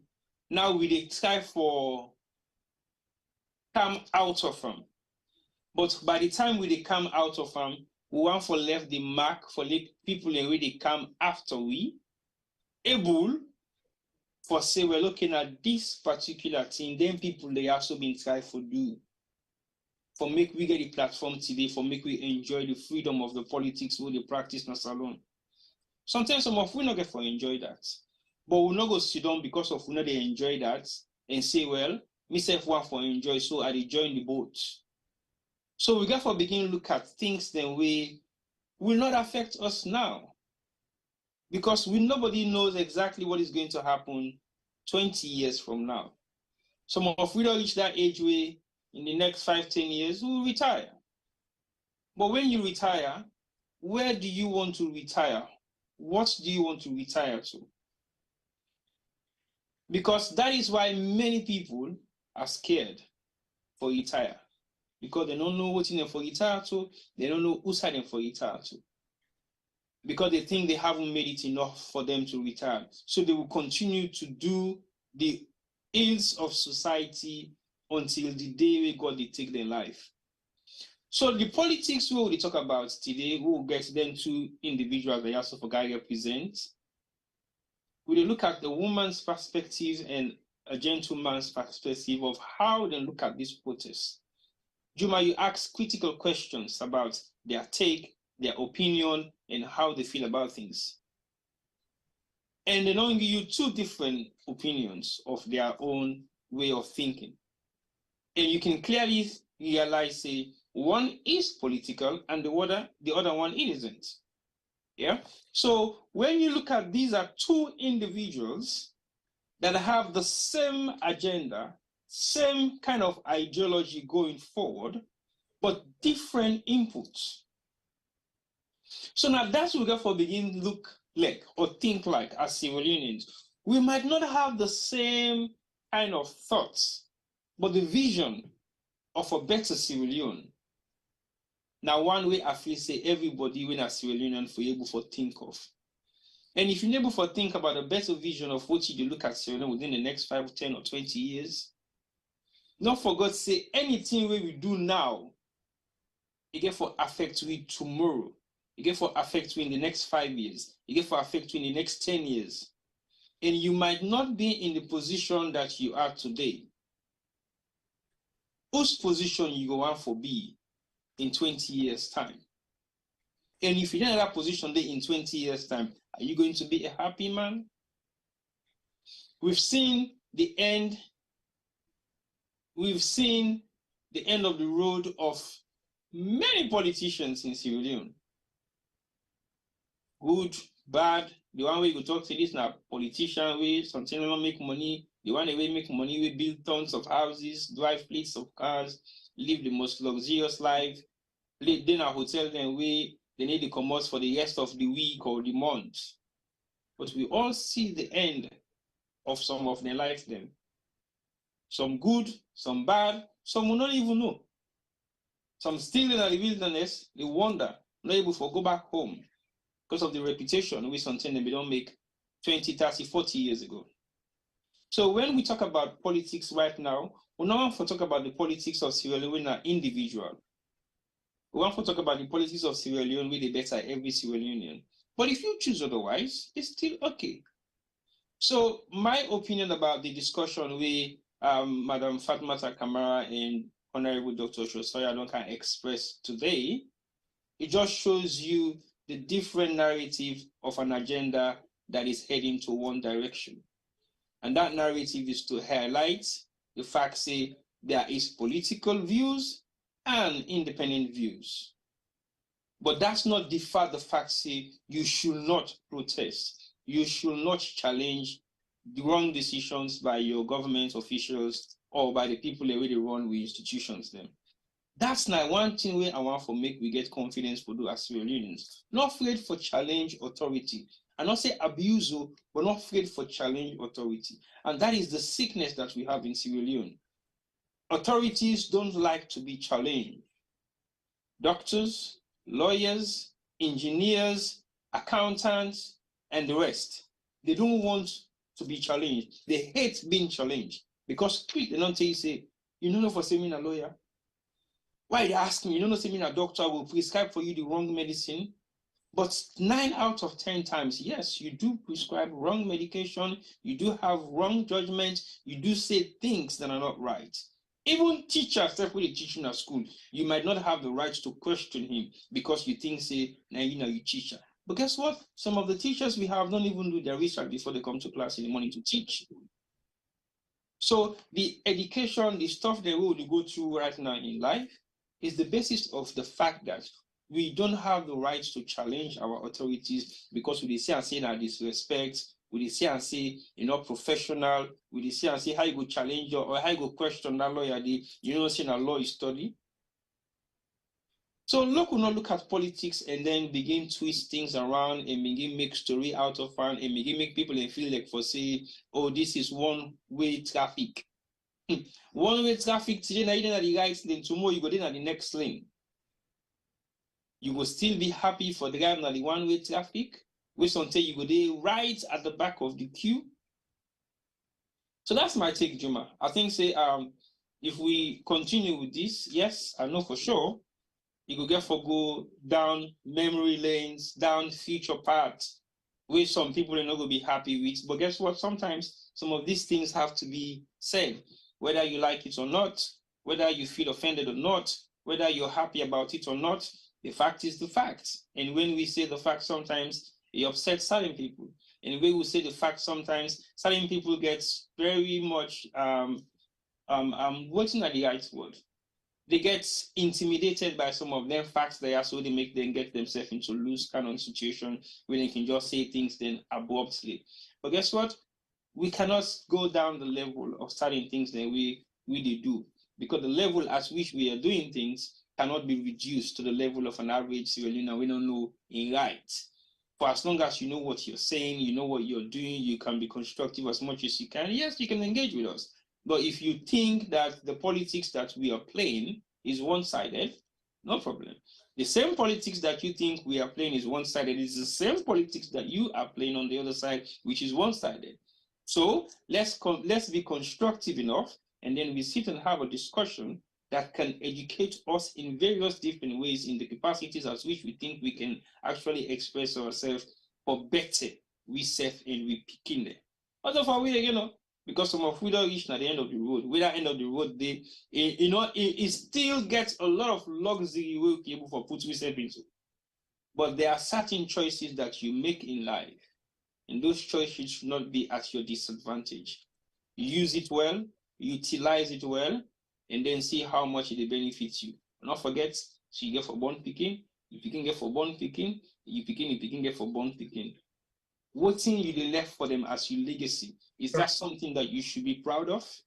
Because I will tell you for sure, when you look at my name and you look at the background of my name, you know for sure, say the legacy would have left for me, not to one way they mess around with. Money they buy them, fame they buy them, luxury they buy them, not even opportunity they buy them. Because when I say opportunity come but once, not for everybody. Some of we the opportunity in act now the most every day, but they are not opportunities. They are unseen privileges that will get you to the detriment of your future. You don't want to be associated with it. Over to you, Jim. All right. Thank you so much, T-Boy. I'll go over to Femi. You don't stay quiet. So what are your opinion on, the conversation, the topic, and we guess the, contribution today. And I promise you, family, will keep watching it. After Femi, will carry round up just now. Over to you, Femi.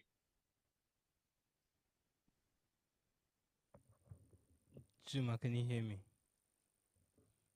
Juma, do you hear me? Loud and clear. Loud and clear. I hear you loud and clear. Okay, I hope so. Hello. I don't go mute too. I hope so we get send the email because the other day they didn't complain, say they not been hearing me fine.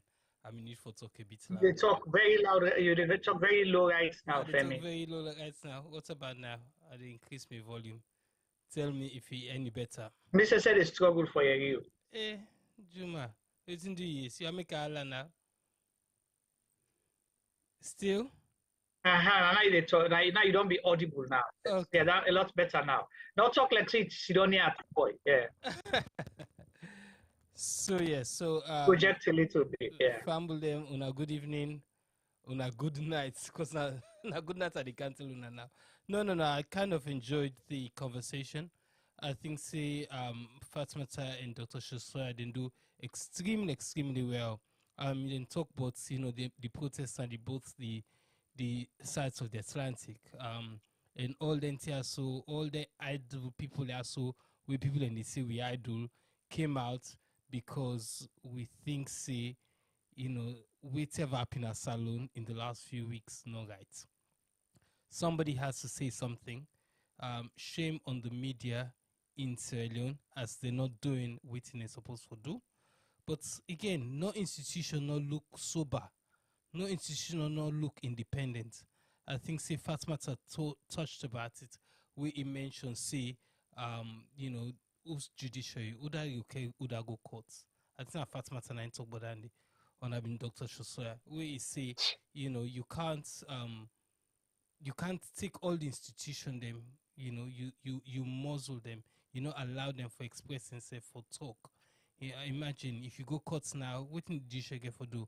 When the judiciary they actually declare President Bio as the current president of Sierra Leone with an illegitimate order.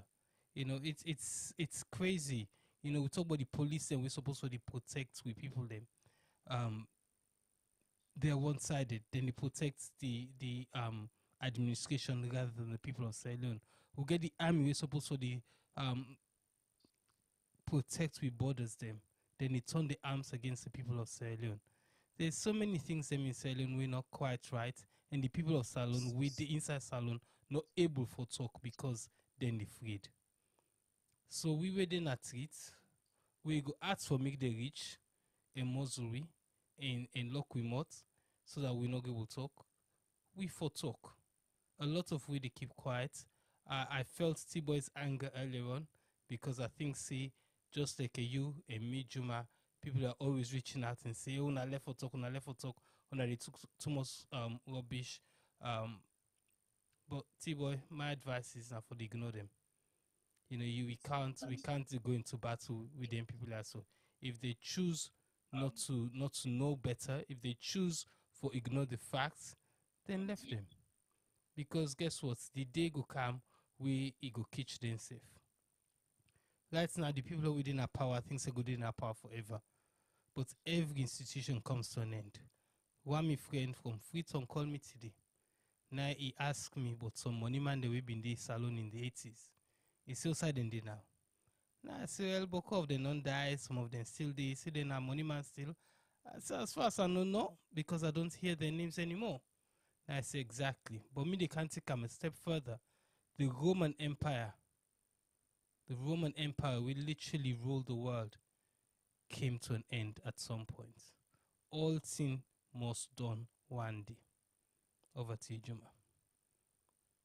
Well, thank you so much, Femi and T-Boy, and to we guest them. It's been, thought-provoking conversation today and an eye-opener as well. And for me just think, say, this can highlight some of the things that we only talk about for the past 5 years. We've been also get for reach now this good.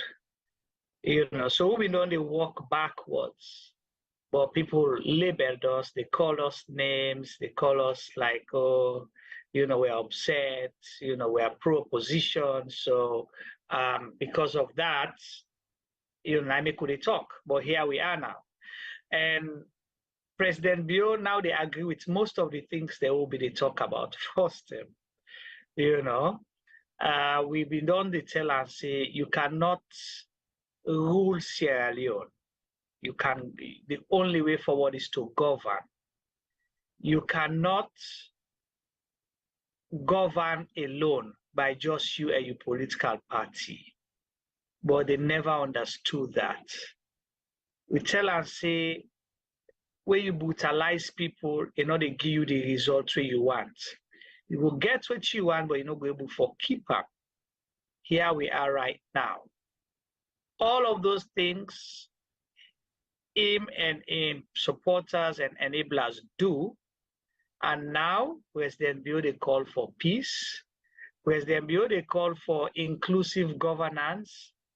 President Bio, they ask people and say, now one grain Sierra Leone we get. But he forgot all these things 5 years ago, leading up to the elections, up to where election done. It interests me. I see one of the regular participants at this forum, Stephen Nyale, where actually we talked to during the election. They've been there, Kailaon. Unfortunately, we'll not be able to patch because of the network. But Stephen, they tell we Naya, and Stephen is a pro SLPP power supporter. He say if they make elections today, President Bio they win today. Fine, and that's the argument. But why didn't ECSL announce results we're supposed to be announced? By waiting for let them count, let them certify and announce a credible result. They did not do that. Why if President Bio believes say he win, and Stephen and you and many SLPP supporters, why not call for a rerun of the elections so we'll get free, fair, and credible elections and let President Bio win? Let us know for say yes, he won the elections in a credible, fair, transparent manner. But right now, you they tell me this, but you don't believe what you said they say.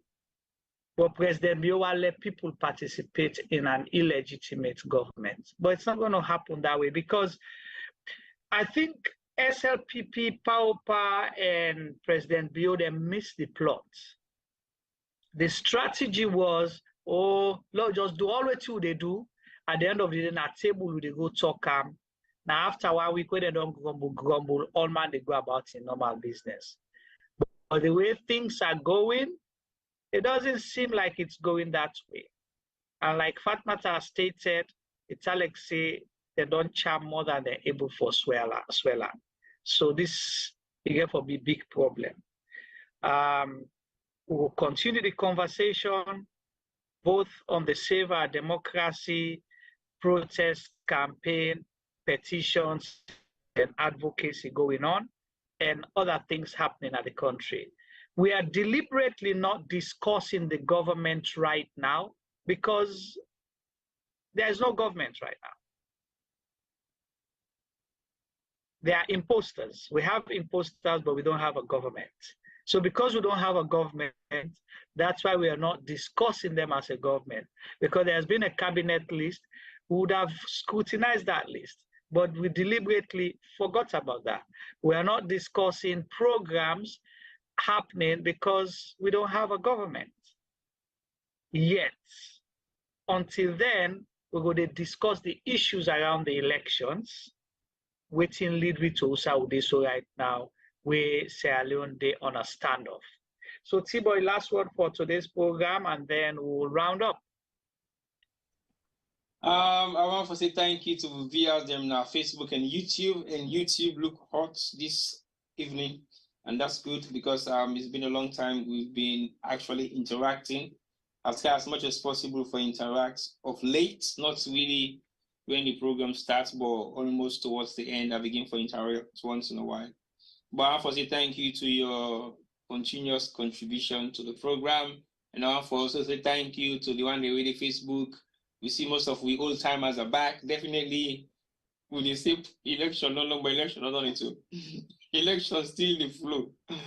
Because the amount of election discussion really right now is more tense than the election campaign one day. So because now campaign or the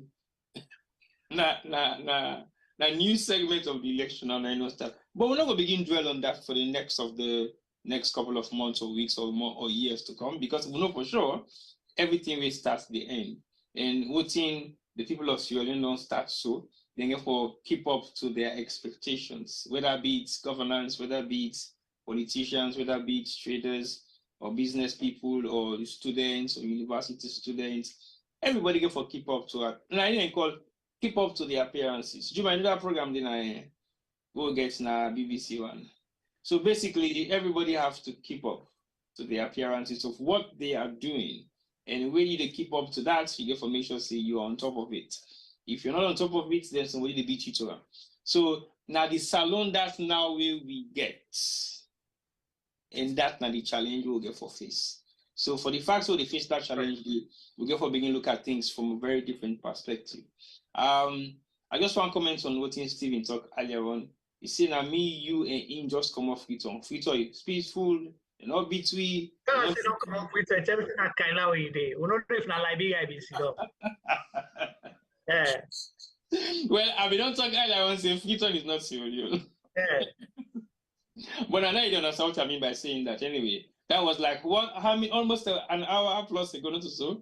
So basically, all me they say is yes, you know, watch last week's program because I highlight in details some of the concerns of waiting we personally go through that salon. But anyway, for your own records, go back and watch the program we'll do last week and make you possibly listen to the whole program because you know exactly Usai I made that statement. But the statement did it clearly. I'm not going to begin to repeat myself just because of you can't today.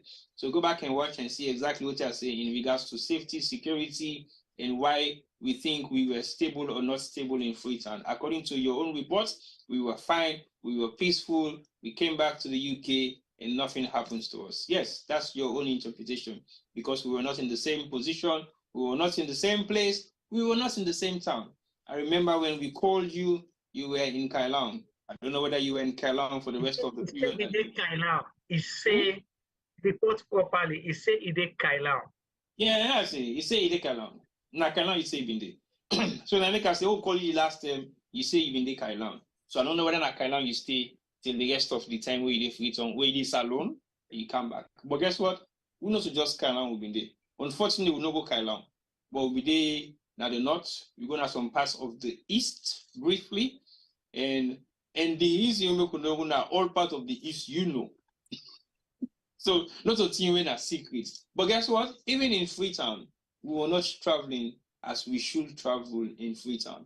It was not a peaceful state for us. It was not of being so I will be the enjoy self, because I only reached Cotton. Well, not reached Cotton Key. I drive past Cotton Key once for the 6 weeks where I don't have Freetown.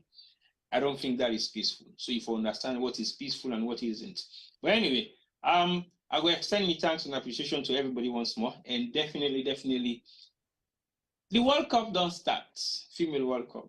And you might join me tonight, because tonight we're going to do another show immediately after this by 3. I can't promise. I can't. I'm not saying you're not going to promise, but anyway, I just wanted to viewers to know say no more. As soon as I don't clearly watch the Facebook page, we don't post out the World Cup, female World Cup. We don't start officially today. Now Australia and New Zealand, and we get 4 African countries in really participate. We get Morocco, South Africa, Nigeria, and Zambia. I've seen all of these countries played live, and I know all their potential, and I believe for sure say this time around the African countries then we're ready for upsets the bigger nations, because the game has improved in Africa. It's not like the way how people then you look at female football maybe 30 years ago. Female football don't change smaller Africa, although it's still not a norm in some societies in Africa, but I think they're not begin for embrace them a bit more. And the only reason make them even purposeful for me to embrace them to the extent at which they did, that because we begin to see certain Nigerians and certain Cameroonians and certain Moroccan and Algerian players, they play professional football all over the world. Now, big, massive clubs, them like Barcelona, AC Milan, Inter Milan, Borussia Dortmund, more or less in Ajax and also in France. So that don't change the game in Africa a little bit, because the professionals then we don't play in then different professional leagues there, so they don't begin to show some amount of wealth in female football. So now people don't begin to take female football very seriously in Africa. That is going to be the difference that is going to happen in this particular World Cup. The reason we make also, it will help the African countries then, now because the southern region of Africa, when South Africa, then gets one league we then call COSAFA League. That is the Confederation of South African Football Federation or so. We comprises of a couple of countries then within that sub-region, where they host a league together every year, apart from the national leagues that we then get in the various different countries. So that particular confederation, they don't help South African football for grow, to the extent that during the last African Nations Cup, they had roughly about 7 countries from that particular region we represent now the African Female Nations Cup. And guess what? They had like 3 or 4 of them. We go all the way to the quarterfinals, semifinals, and of course the final is won by South Africa against Morocco at their own home ground. But those 2 countries have done very well in the African female football. Morocco, of course, started their own kind of training in female football equally the same time where Salon start, because they use Salon as one of the pilot country then we then start female football with. And now look who's they hosting the African Nations Cup for the first time.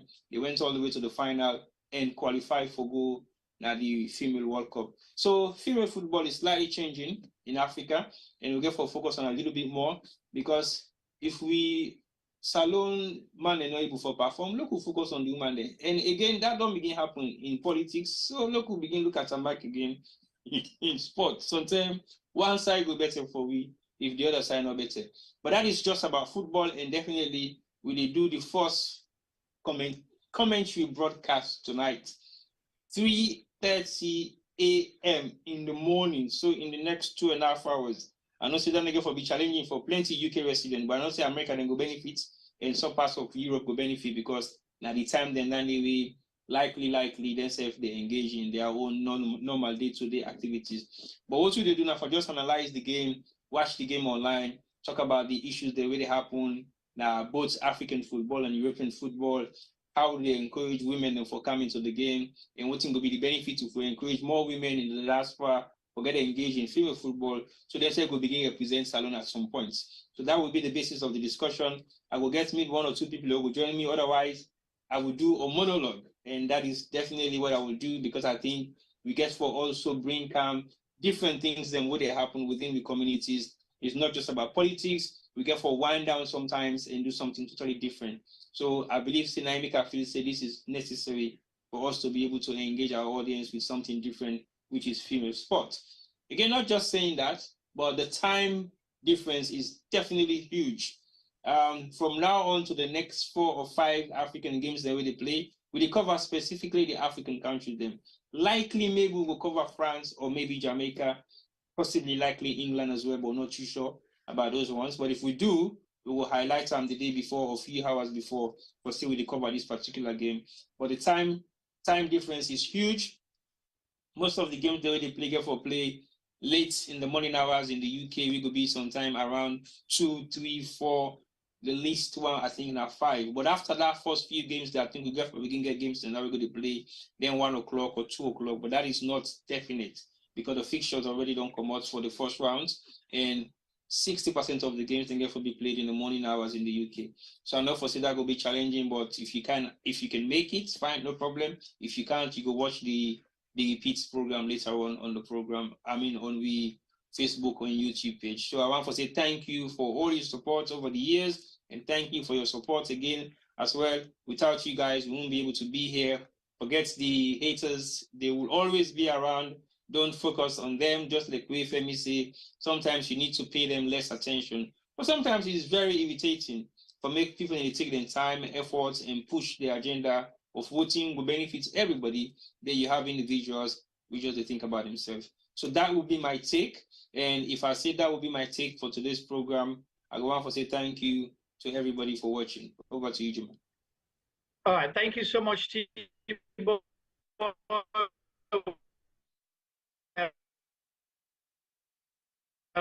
Viewers, them we go end today's program. YouTube and Face continue for express with thanks and appreciation to guests them, particularly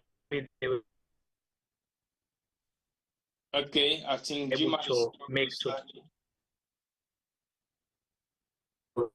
yeah, Juma network look the struggle at a last minute notice. So thank you all. Can you hear me, T-Boy? Yes, we struggle for you. But are you Can you hear me? Femi, they're saying your last word for today's program. Over to you, Femi. Your last word for today's program. All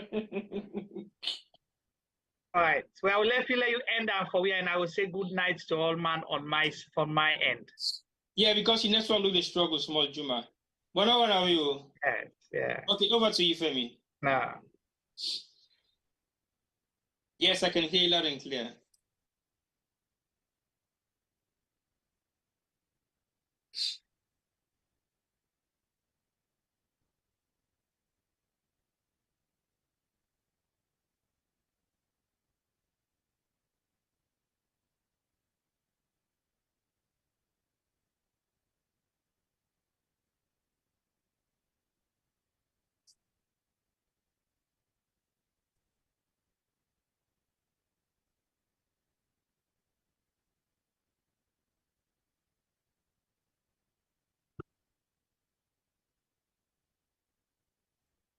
Me, na guy got soup. Other guy got soup. Na sausage got soup.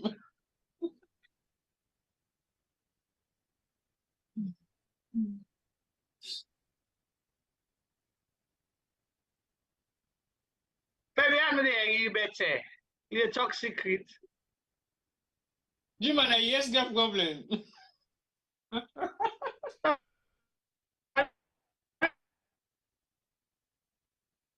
Yeah, the man they talk secret. You man, network get problem. I for go sleep.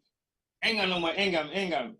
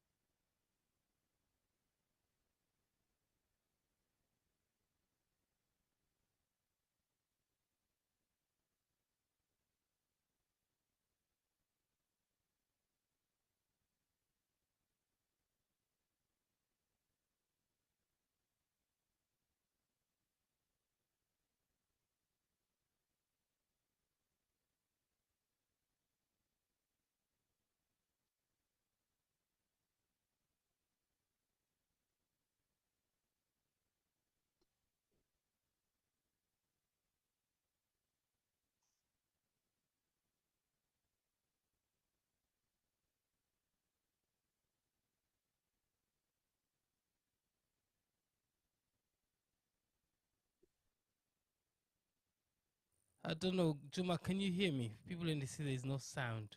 Yeah, I can hear you, Femi. I told you so, but you saying I'm yes cock. Okay. No, but Femi, I hear you loud and clear. So, Tibo and they me, but saying, I did see no sound. I'm just asking if there is sound now because now that comedy come up from YouTube. Okay, so Juma, you network been a key problem. So I don't know if that's been fixed. I don't know it's in a mute sound. Are they hear you now loud and clear? Okay, great. Well done. So okay, so I will start again. I want to say thank you to we guest them we can today because they make we know see people outside of Sierra Leone care about what's happening in Sierra Leone. Something and the people in our salon they can feel say the diaspora, then they talk boko, they don't understand the problem, but they do understand.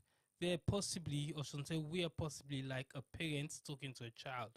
Where we they talk to small picking, sometimes small picking not understand why in parents and they talk so. Sometimes not happy with the reason. Not to say in parents and not let come, and because in parents and they see far. We waited at the diaspora, we wake in the morning, we lights they on. 99.999% of the time. When we turn the tap, water the flow. 99.999% of the time. We'll go wait for train, bus, they come on time 99% of the time. So when they see things them we they know they see now because we understand what it mean for day in this century. What in democracy mean we understand them because we live in a democratic society. Yes, it's not perfect. It's not perfect anywhere. But really and truly, waiting to happen at salon so right now, not supposed for to happen in this day and age. It was daylight robbery waiting happen on where they declare the election. You know, if the incumbent government win, we not get no problem with that. All we ask, una show we una an. Let we count, let we help una count. Then we go not say una win. Who start today for talk, and we go set we mouth, and we will give una all the praises and we blessing for move go forward. But if una refuse for show una an, that means to say there is a problem. That means to say there is a problem. Una they try for hide something. But as they can see, anything we do not dark must come to light one day. Before me to go, all I want for say, me family, please like, share, we video them to una network, encourage people and for come. Most of the people who they watch we shows them are not subscribers. We they ask una for subscribe. It doesn't cost you anything, but it will help our channel grow. Over to you, Juma and T-Boy. Well, so if I add again, and this na fole, the talk boku not to fole sweet. So I want to say thank you and good night, media, in the next 2.5 hours for the sports show with T-Boy. And hopefully I'll join him. I'm not sure yet, but then it will be an exciting event. And for the Australian audience, they will have to be fair to them. They can keep comping with you. So we send out 10 for soccer with them, you know. But we'll be with you again next week.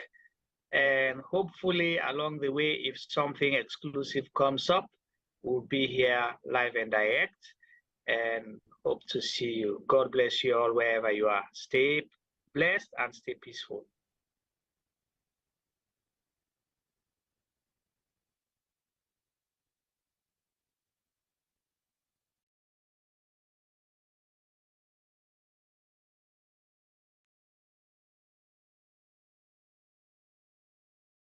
A comment you made about Africa, where you said that the hope for democracy is receding there in proportion to the loss of influence of the Western powers. What's the situation there in Africa?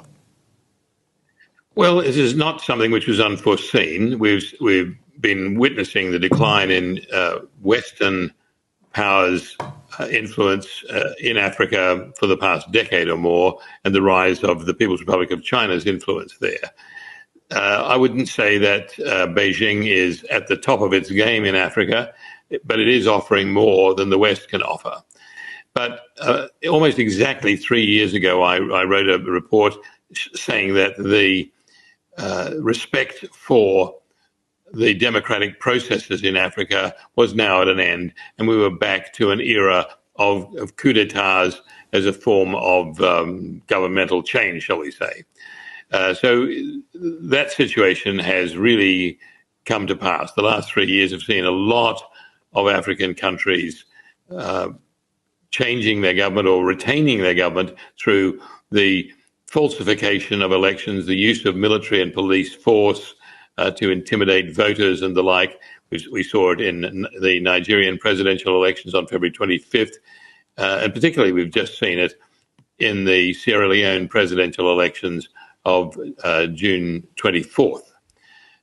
What we saw there was, if you like, President Julius Maada Bio, a former Army Brigadier General, who I know actually, and he went about going for re-election for a second term as president with all of the guns blazing, literally.